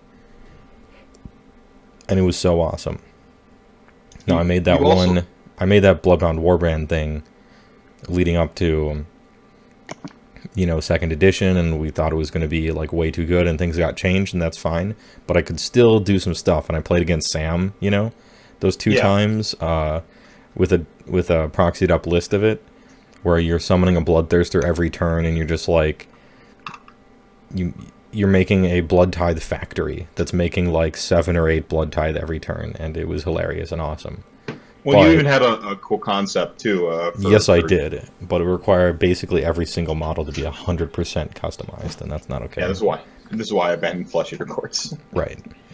And I'm like, so this has the most fun rules for me. But as far as the models are concerned, it used a lot of Blood Reavers, which I think looked dumb. If I was trying to play it to win, I wouldn't be summoning Bloodthirsters usually. I'd probably just be summoning Bloodletters, which I think look dumb. And it used a bunch of the Chaos War Shrines, which look stupid. However, there's a lot of good customization options for them, and I was thinking about putting them on Thunder Tusks, you know, and that'd be cool. But long story short, most of the stuff in there, it didn't really capture me model-wise, even though the rules were the best. I was also afraid that it would get nerfed. So that's a key point. And so I didn't do it. Nerfed or changed. I suppose changed, because nerfed is like targeted, and they probably didn't know people were even going to try to do this. But, you know, so there was a little bit of that, but, you know, I said, okay, these are the coolest rules, but the models aren't quite there for me, and I think it might get changed, so I'm saying no. And then it got changed. It got changed twice. So, you know, that's actually kind of good. But we had a direct conflict between rules and models models won. And then my first army, I was choosing between Scryer and Beastclaw. And I went with Beastclaw because their dudes looked the coolest to me. So you had the Scryer moment too, where you're like, Scryer. Yeah, and at the time, Scryer was like super cheesy, at least for how young the meta was and how like not great at the game most people locally and stuff were at the time. You know, it was like an Engine Coven where you just like show up and kill everyone, or completely lose, and then that was it. Mm-hmm. And I'm like, yeah, I just gotta go with the guys who I think look the coolest. It's models. And there you go. Now, would I pass up on the best models in the game for the second best models in the game with rules that are great instead of shit? Probably. Right. But I think that's IDK. You know? Well, IDK's rules, the rules are great, and their models are arguably the best. Their rules are like a ballet of design. Actually, I think their rules aren't the best rules. No, but from a design perspective, however, they're real good, and they're real good in ways that they clearly didn't intend at all. Really? Yeah. You mean the double Scryer taking 2 people with thing, or 2 units with? I don't think they thought people would spam eels. I don't think they considered Soul Scryer stacking. Mm-hmm. They definitely did not consider those shipwrecks, because the rules they gave the shipwrecks are terrible. It's not even models within like Mystical. It's a unit wholly within. 6 of the shipwreck gets a 6-up ward. Mm-hmm. And then enemies that are around there, you roll a die, and honestly, I can't even remember because it doesn't matter. I ignored it. I ignored it when I've ignored it every time I've played. It's like a 4 or 5 up to take 1 mortal wound. Yeah, it's so shitty. But being able to place 2 full boats down after you know which table edge you're going to be on and being able to put it, and so like that's where the tactics come in. That's why they're so great. Mm-hmm. And there's no way they really intended that. They intended the boats to just have super shitty terrain rules, right? Like a worse mystical, and then they really thought you were gonna just drop bad mystical terrain and like do some stuff. Yeah, and you were gonna keep your 32 mil base cloud of guys like wholly within it. Okay. Yeah. Okay, dude. Around it. Yeah. Okay. Same thing with the turtle too, though. Like they really thought you were just gonna have these like schools of fish floating around your buff zones. And well, that's not what happened. That's a fantastic idea for aesthetics on the table. But should have point costed that so that you could actually play it. Right. Anyways, the point is, why did I decide on Ideneth Deepkin? Because I was considering Mixed Order for my second army. I was considering taking the stuff that I had from last Adepticon and just kind of cycling through and being like, okay, this is bad now, this is good now, this is bad now, this is good now. But I'm like, the army, even though the idea for it was a D&D party writ large, like, that's a weak theme. I wanted a more cohesive looking force with full, decent ideas and stuff behind it. And you wanted real rules, right? Like real... Yeah, and especially, I wanted actual allegiance abilities, because I didn't have any with Mixed Order during that one Adepticon. And you don't really have any And I basically don't have any in Beast Claw. My hero phase lasts for 12 seconds. I roll a die, and then I'm like, okay, this is what my allegiance ability does. Sometimes I re-roll it, so that's 4 seconds now. And then I say, okay, everybody moves 3, or I rolled a 5. All right, nothing happens. Or everyone has Mystic Shield. After that, for each Thunder Tusk on the table, I roll a die, and on a 4-up, somebody's healed D3, and that's it.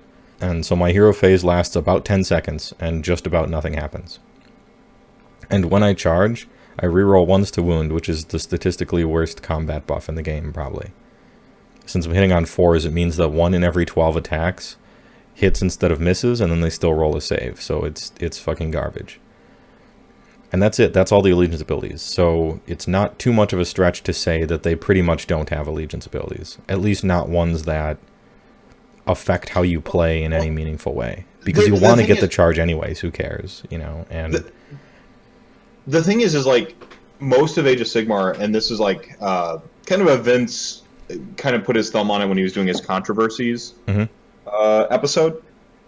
He really kind of pinned it down for me, which is the second ed books, with their allegiance abilities, they've really thought about the design space, and armies are beginning to play via their allegiance abilities the way that you really kind of think that army should play in terms of like... Mm-hmm. That's another reason I'm very excited about with BCR2. With the exception of Flesh Eater Courts, because it's totally a miss there, but another time. It's only a miss if you play the thing they clearly didn't think very hard about, right? Yeah. You Neapolitan choose one of everything, and now you have kings and subjects and peasants, and they're all buffing each other, and this boy isn't this cool. Yeah, isn't that cool? That's the way it kind of should be, instead of like your Monster Mash. Like, you're teleporting all over the place with Blisterkin, or you're running 5 Terrorgeist and a Grizzlegore, and just sort of ignoring all risks. But anyway. Yeah. Anyway, no, like they started to really like kind of make Legion's abilities. Legions of Nagash plays like Death should. It is purely... It plays exactly like you would imagine Death would play if you just had to spitball some like necromantic death concepts. Like when you kill them, they come back to life. All right. They are constantly reanimating skeletons like one at a time, like all the time in the hero phase. So like the slain troops, the bones are like reassembling themselves and standing back up and picking up their spear and getting ready to attack again. When you cut the head off the necromancer, all of his guys like fall to the ground. They just fall down around him. Yeah. Like while the unit doesn't technically die, you're so fucked that they probably will. So it's the same basic aesthetic. It's perfect, and you're like the god of necromancy, right? So you're pretty fucking good at casting, as are your seconded commands and stuff like that. So it fits the theme certainly. Yeah, I mean, they've had a couple like near misses or near hits. Like I think Nighthaunt had a severe missed opportunity with the Black Coach being a unit instead of a terrain piece. That thing should have been a terrain piece that you drive around. Oh, like a terrain piece that's haunting shit? Mm-hmm. How great would that have been? Like, well, you should be able to haunt terrain, period. That should have been one of their allegiance abilities, is the yeah, ability like, to haunt terrain. haunting terrain, and then, like, basically, like a... So you choose one piece of terrain on the table, and then that's something that you can teleport to like Sylvaneth can, but it's only one piece of terrain that's haunted. And yeah, if people try to stand in it to body block you from teleporting, well, now they're, like, taking mortal wounds and stuff. Yeah, so you have this and so haunted you have this terrain. trade-off. And then you have the Black Coach, which is a terrain feature, but it has basically the same rules. Basically the same. It keeps leveling up and it buffs stuff around it. It can't fight anymore, but right. we trade it can't that fight for anymore. It can't fight anymore, but it can cast spells. Yes. But it can't summon endless spells or anything. It's just got like one spell that it knows, kind of like Evocators, except they ruled that Evocators also had other spells because they just wanted to give Stormcast everything, but that's neither here nor there. Like if a hero finishes off one of your units, you should be able to haunt that guy and do like a mortal wound to him every turn or something, like every hero phase he takes a mortal wound, and if he dies from that, if that is the thing that kills him, then you can summon a Lord Executioner and just put it on the table right there. Yeah. Like stuff like that would be pretty cool. But anyway, instead it was you need to straight roll 10s a lot, and you can deep strike like Stormcast, except you don't have any shooting. Womp womp. They're not as bad as I joke about, by the way. There's pretty great ways to play them. They're just not amazing. The previous ones, they just kind of like threw rules at a dartboard and like whatever stuck to them. But they're really conscientious now of like making armies with Allegiance abilities that kind of fit the theme. Yeah. And I think that's IDK. It's the most personified. That's the good type of power creep, where it makes the game more interesting, because the stuff is just like kind of better thought out. And Idoneth Deepkin have the coolest models with Allegiance abilities that are good and have you play in a certain way. They're different than Beastclaw by a lot. You can play them a lot of different ways. I guess they're kind of elite still. You really don't have a lot of guys necessarily in an IDK army. You get about, I think you can get 60 bodies. 60 yeah, you can get about 60, maybe 70 bodies. Yeah. Depends on how many eels you're running and if you're doing an Eidolon or a turtle or not, or things like that. But for the most part, you're not Horde by any stretch of the imagination. I suppose if I went totally opposite of Beastclaw, I would be on like Pestilence or Gloomspite Gitz or something. But I don't want to have to move that many models. Just straight up, sorry. I don't want to move 160 guys. Even if I have movement trays, I don't want to do it. Yeah, this is like the core of your playstyle, where like I have a couple things where like I want them. You don't want to move 160 people around. I don't even want to play Sylvaneth where I have to move 60 Dryads every turn. Especially when you're teleporting them, so you can't use trays and just slide them and forward. Stuff, yeah, because they have to land in the Wildwoods, or at least within 3 of it, actually. Yeah, you got to pick them up. But anyway, and so another reason why I wasn't about mixed orders, I'm like, well, here's another army that doesn't have any allegiance abilities at all. And yes, I could do Firestorm and blah, blah, blah. But... And it's also the army where things are going to change the most. Like, drastically. Skinks lost Battle Line, and Tempestors got nerfed so hard that they actually are useless. And... like my mixed order army that I played in Adepticon, like basically needed to be rebuilt after that GHB. It was like, okay, I lost 2 of my battle line and 560 points in the army just became useless, and Aether Chemists just went up. So now this thing can't fit in there unless I just spend even more points on it. And I'm like, this is going to happen every GHB. There's going to be some random mixed order thing that becomes good or becomes real bad, and I'm going to have to constantly change out with this army that doesn't really have a cohesive theme necessarily, besides just power pairs and good stuff, and doesn't have allegiance abilities. And so yes, I can choose specific units that like have the good mix of good rules and look awesome, but you could be living the dream of playing Executioners. Yeah, I could be, but -1 to hit's too prevalent. Until they fix its War Scroll, I wouldn't play with Executioners. Now, if you're playing against somebody who doesn't have -1 to hit, then yes, Executioners are fucking the shit. But even Nurgle isn't really playing many Blight Kings anymore. because there's too many -1s to hit, unfortunately. Well, they're giving them out willy-nilly these days. I remember there was like a couple armies with them. Yeah, well, it's just too strong. It shouldn't shut off the proc abilities. But that's, that's, like, my opinion, man. Anyway, so I'm like, IDNet Deepkin look amazing. They're so creative. Possibly a little too creative, They tried maybe a little too hard a few times. But that's where I like to sit. I want them to be so creative that it might be a mistake to try to do this. And that's definitely what IDNet Deepkin is thematically. What's the example of, like, a unit that went, like, maybe too far? Or a model? Here we go. Achelian King, a.k.a. Volturnos. They're just like, and he should be riding this, like, killer seahorse thing. Okay. And it's also a Pegasus. Oh, okay. Or, I mean, it's also a unicorn, because it has the stabby horn, right? Like a narwhal.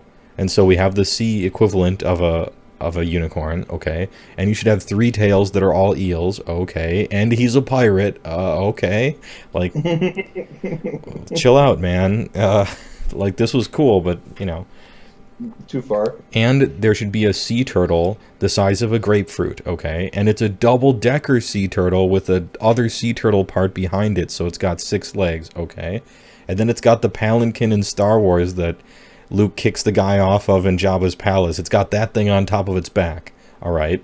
And then there's a second level to that thing, and a dude is, like, drumming on it. Okay. And there's a bunch of dudes with, like, harpoon guns. All right. And then there's this big, like, shrine on top of that. And you're like, oh, dude. Okay. Like, it could have been a killer turtle, and that was already cool, and you just kept fucking going with it, right?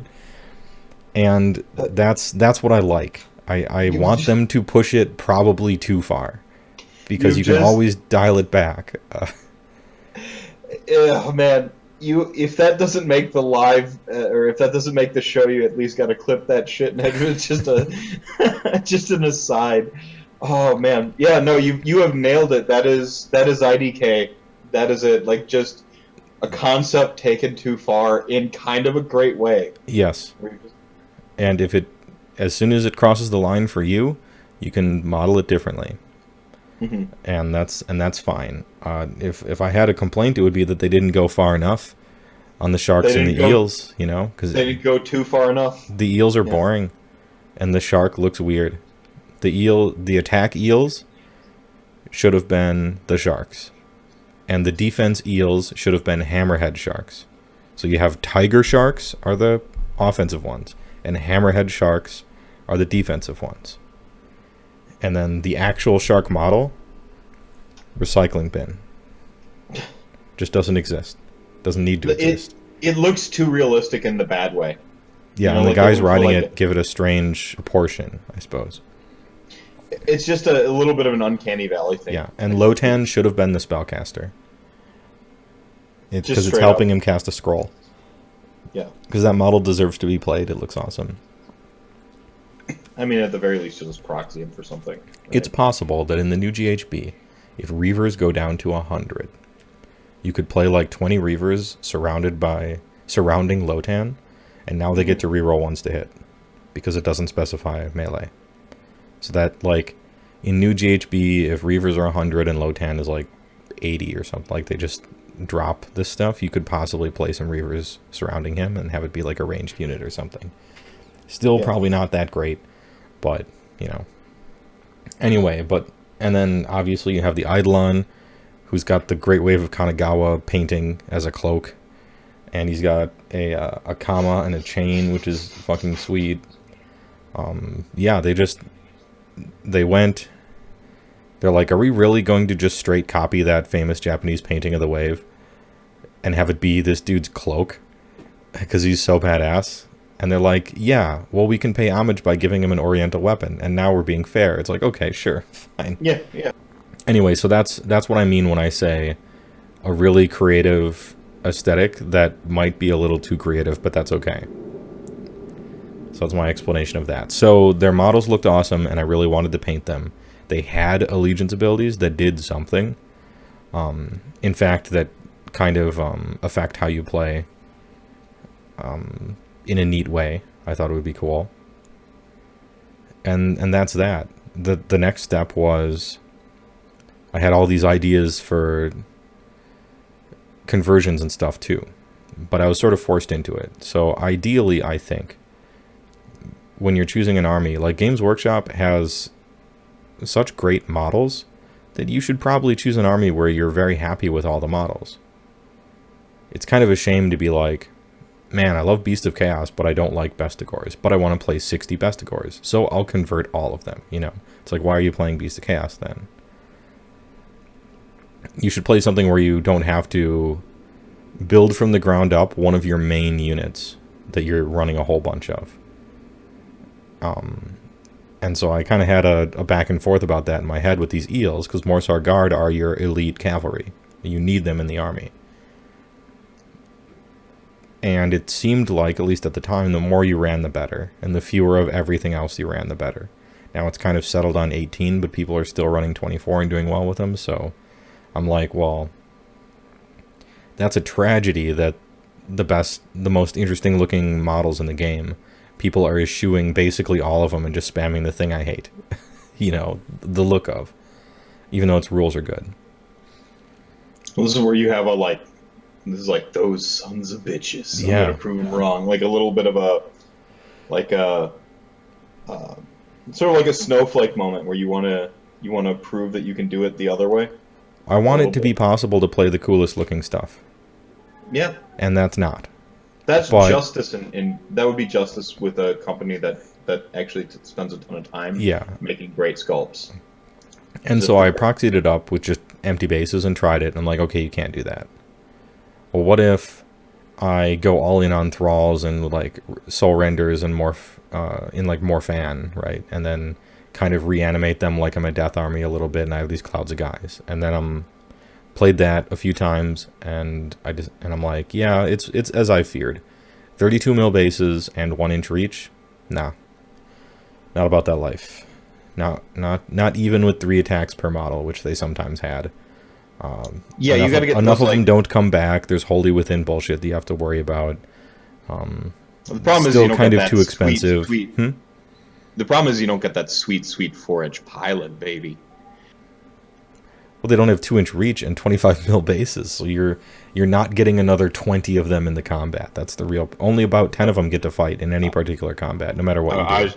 I was just making a crack about. Yeah, I know about skeletons. No. Bestigors get to pile in 4 inches. Oh yeah. Never mind. I was thinking of that's the auto 6-inch charge with skeletons. A 4-inch pile-in is Bestigor. So anyway, I tried like 60 thralls in 2 groups of 30 with soul renders in there in Morphan, where I'm like regenerating like 7 or 8 of them every end of battle shock. Man, on a 5-up save, 14 of them were dying every time they got attacked by anything. And then like 7 would come back. And I had a cloud of 30, and I'm playing against Sam, and he's like, okay, I'm in a Wildwoods. If you charge with 30 thralls, you're going to be able to attack with like 3 of them. I just want you to know that. I'm like, okay, this is not okay. this doesn't work. And so I'm like, well, it looks like I'm going to have to play with eels. At least 1 unit of 9 or something like that. And this means that if their points go up because they're good, then I can still probably play a unit of 9 because I'm not fucking spamming them. And if the other point costs work out, you know, perhaps I just have like a balanced army. But how do I make eels look cool? Because they look dumb. Their faces look dumb. Riding eels just flat out, just straight up, is stupid. I'm talking in a vacuum, riding eels is dumb. And then, like, you have eels, which look like eels, but they look stupid, and their faces look stupid, and blah, blah, blah. So what do I do? And then I, like, scoured some sites, and I'm like, I know. I can use Tzeentch Screamers. Those manta ray things. Shave off all their extra eyes and iconography, put some extra scales on them with green stuff. And then I can have dudes surfing on killer manta rays with like spears and harpooning people, and you better believe, like, after they charge, they are kick flipping those things onto the next fight. It's going to be rad. Yeah, so super unique looking. super unique looking, like totally yours. And they look super sweet. I'm like very happy with them. So now I've turned a 9-man unit that looks dumb into a 9-man unit that looks really cool. And I don't want to make any more, both because I don't want to go all in on the eel playstyle anyhow, and because it was enough work doing 9, I don't want to do 18. The first time I played him, I ambushed him in onto a board edge, rolled a charge, and killed like a crazy amount of stuff on the charge. And then they got tar pitted, and when they're not on the charge, they basically did no damage for forever. Like they just sucked at damage. They did like 3 damage. There were like 7 of them alive, and they were doing like 3 damage a combat phase when they didn't charge. And then when they did charge, they were killing 2 heroes and half a unit. So it's like such a massive swing. And then the next game, I'm like, what if I just start with them on the table though? Because they have 14-inch flying move. They can just, like, every time they have a movement phase, they almost teleport, right? So... Right, and then you get the run and charge off of the and you get run and charge turn 2, you get Yeah. retreat and charge turn 4. Yeah. Maybe this is okay, and I'm like, oh, this actually is okay. This is cool. It's just an option to deep strike them, but the cost you're paying for deep striking them is you're giving up their advantage of, like, insane movement and being able to go wherever they want. Yeah. I've started to more and more now ambush in Soul Scryer, Thralls in front, Reavers in back, just 2 10s. Because the Thralls are pretty great on the charge as well against a particular unit, and the Reavers get all their good shots when they're that close anyhow. And then, so I still do like pretty good damage on the ambush. It's just, if that stuff dies, I don't mind too much. And then the eels can, you know, fly wherever they want and do crazy stuff besides. Yeah, they go where they please. In IDK, there's 1 battalion that's worth playing, maybe. And the battalion ability you get is terrible for it. Like, it's real bad. But it lowers your drops and it gives you an artifact, so maybe you want to choose it, maybe you don't. And all the other battalions Oh, you're talking about the court. You're talking about the Namarti Core. Yeah, Namarti Core is okay, because it's real cheap at 100 points. And it gives you something, which is an artifact. But its ability isn't even any good, right? But that's the thing is, like, would you pay 100 points for a command point and artifact? In Beast Claw, yes, I would pay that 3 times in a row. But in IDK, sometimes yes, sometimes no. Yeah. But all the other battalions are like laughably horrible. So, but in Beast of Chaos, you have a bunch of good battalions, you have a bunch of unit choices, you can go this way. There's like infinite possibilities to make a BoC list. And there aren't that many for IDK. It's just if you have your heart set on not spamming eels, you have at least like a few different options of stuff to do, and it's kind of interesting thinking about. So that's one of the things I liked about IDK as well. And you're doing a little bit of a future proofing, yeah? Yes, I am. I'm future proofing to even play the army at all. So I guess it's kind of a gamble.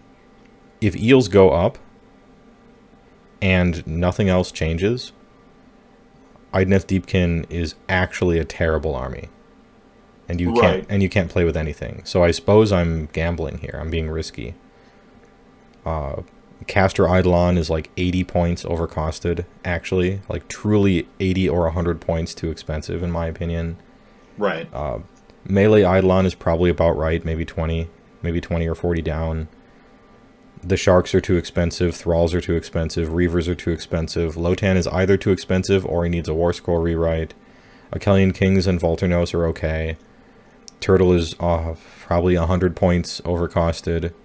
Maybe just 80, like maybe just 80 overcosted. Like Turtle should be 300. Yeah, I'd put Turtles at 300.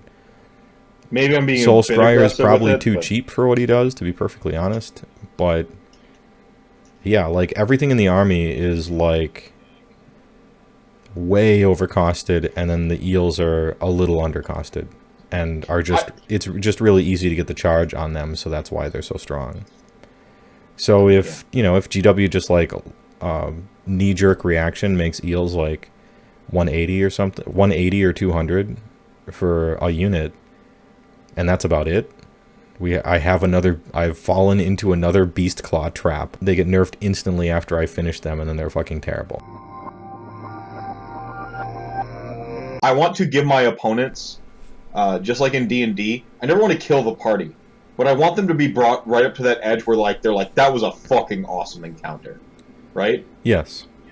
You know, like and that same thing carries over into Age of Sigmar. Oh, you know what? That's a good point. That's probably why I don't like eels so much, or the idea of them. I don't want to just alpha strike my opponent off the table. I don't want to put 9 eels over here, 9 eels over here, kill half of their guys, and then just like win a double turn and kill the rest. Right. Because then they didn't have any fun. I want the game to take longer than that. I want there to be tension. I want there to be back and forth. I want you to feel like you were stretched to your limits before the natural conclusion occurred. You know, as a DM especially, it's really, really important to me that like I take the party to its limit, but then they win at the end. Right. And that's a cooperative storytelling thing. So in terms of Age of Sigmar, I have a win condition actually, and so I'm not here to just tell you a story, dude. I'm gonna beat you. Yeah. But like, it's there's no satisfaction in using my superior resources to beat people with inferior resources. Right. You know, like I don't. Well, if we're talking about a game that I'm going to win, I would rather my opponent felt like he got to play. Yes. Yes. This is like why This is why I'm not taking. This is why I'm not playing Skaven or something and making some unbalanced, actually bad army, but just like this not fun thing, like 4 lightning cannons, fill up the rest of the army with globe throwers, and that's it. And just like try to get a turn 2 double just so the opponent like doesn't get a game. And if you lose, like you'll lose, whatever, it's fine. So like either way, you either lose right away or win right away, and kind of nobody got to play. That's you're not Charbelcher. Yeah, it's a Charbelcher thing. It's not what I'm about. It's just coming from the type of person who, when he wins priority, he feels like a jerk for taking it. But, you know, what are you going to do? It's a game mechanic. Sometimes you're supposed to. A lot of times you don't. It's not just like you auto take priority every time. Like, there are plenty of reasons not to. I'm just saying, you know, I guess that's my personality, I suppose. At least in Age of Sigmar. In Magic, you know... Well, you're ruthless as fuck. In Magic, you talked about your combo control. In Magic, I'm tempo combo. So I act like I'm the worst type of control earliest on. You crush someone early. Where you do every little thing to trip them up in the earliest parts of the game you possibly can. Like, stifle their fetch land, daze this spell, deal 1 damage to this one creature so that he's dead, and that was just the secondary effect of some spell where I got to draw a card. Like, every little tempo advantage I possibly can, and then as soon as it's clear that you stumbled a little bit, infinite combo kill you. So, right. My Magic personality apparently is pretty different than my Age of Sigmar personality, but it's because it's a social game where you're trying to have fun with somebody. I know both your personalities, and out there is HeyWoah Unchained, like where like your Magic persona bleeds into the game of Age of Sigmar, and like nobody is safe.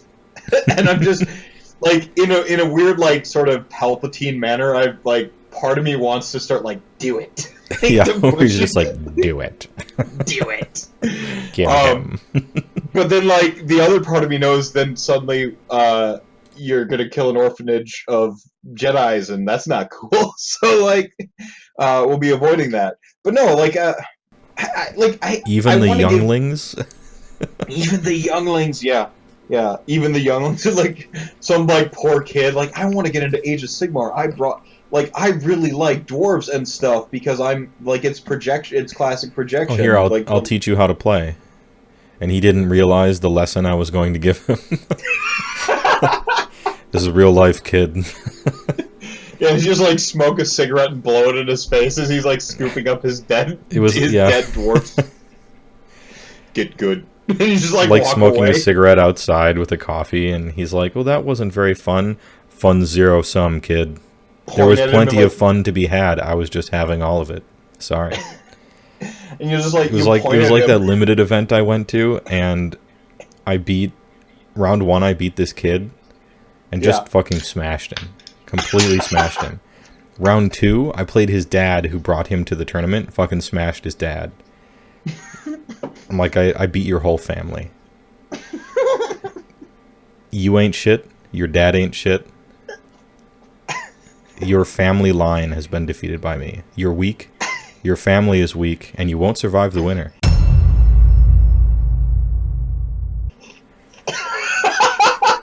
Just fucking leave. It's like, you remember your Magic HeyWoah is more brutal, I think, than AOS HeyWoah. AOS HeyWoah is a darling. Fucking Magic HeyWoah is he's a monster. No, like it's like your one D&D character in the evil campaign I ran. His whole point was to make heroes. Oh yeah, so, I remember that. So he went around like destroying villages, and then like he'd let one kid survive, and he like pointed at him, and he's like, "One day you're gonna want revenge. Come find me." And he like give him a car. Come find me when you're ready. Yeah. So like his whole premise was to go around like making heroes that could best him, and of course he just like crush everybody. And oh man, he was like Mr. Glass, except he was not super strong. Yeah. Another 10 years when you're a man, grown, you're still sore about it. You know where to find me. You know? That's Magic HeyWoah.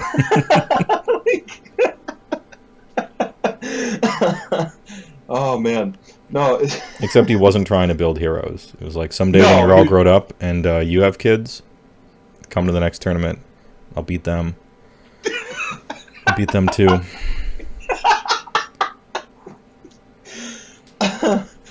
But that's because, and now we come back to this. It's like Age of Sigmar it's just different. I don't go. Winning isn't all that matters. It's a game with a win con, so winning is in the sphere of things I desire from the game. Sporting right? competition is fun.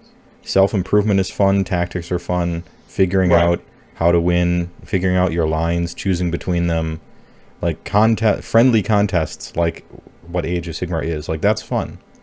It's not like being competitive is bad. Being a jerk is bad. You can be a jerk and competitive, and you can be a jerk and super casual. Well, yeah, that guy at the local gaming store. Right. We all, capital T, capital G. You know, that guy at the local store. Yeah. No, and why doesn't that guy often go to tournaments? Because that's not what tournaments are about. And he secretly knows he would be fucking crushed by the people who take tournaments seriously but are still nice. Because that guy deep down in his heart of hearts knows he sucks. He sucks worse than that kid and his dad.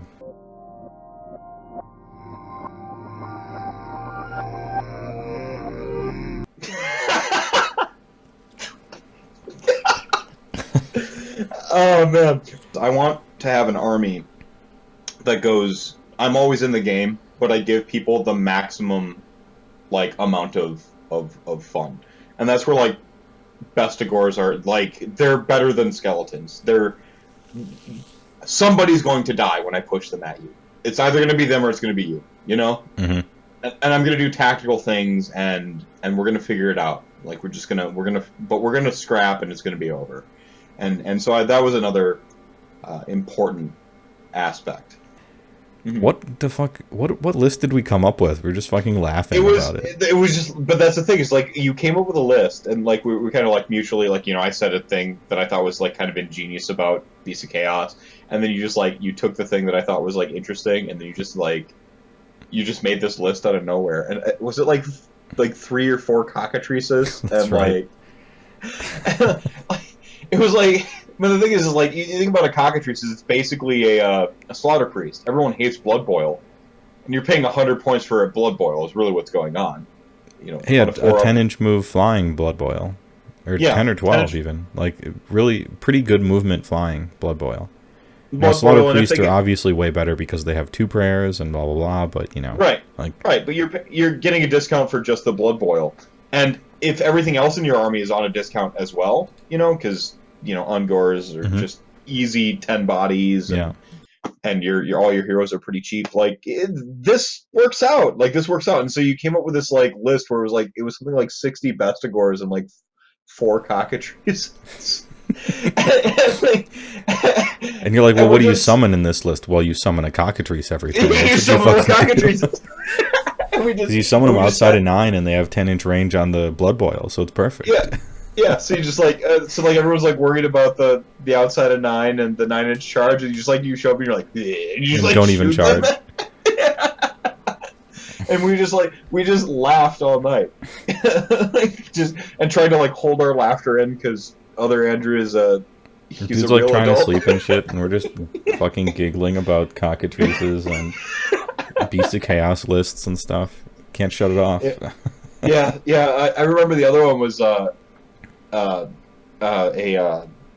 unit of like 3 to 6 Bulgor, because they regen, and so they just like stand in the fire glaring at you, taking the damage from the Herdstone. Oh yeah, because you could just deal a D3 to them, and then they're sitting there healing. Yeah. And they're just fine, and they're just like glaring at you, like this isn't even that hard, and so like the whole time they're just like mad and dealing damage to themselves. It makes for a pretty decent home base, like six axe and shield Bulgors next to the Herdstone. Maybe you summon that Dirge-horn. Dirge-horn. Yeah, Dirge-horn. And they just keep putting their arm inside the fire and just dealing with it because they're huge and healing. And now you have a home base with a bunch of wounds, a 4-up save. And you still have all your summoning points. Yeah, and they're just like, their fist is in the fire and they're like glaring at you like you thought this was hard. Like, oh yeah, speaking of super secret armies, so like that's how you almost decided to play Beasts of Chaos, and how I almost decided to play IDK. But do you want to talk about our real second armies now? Oh yeah,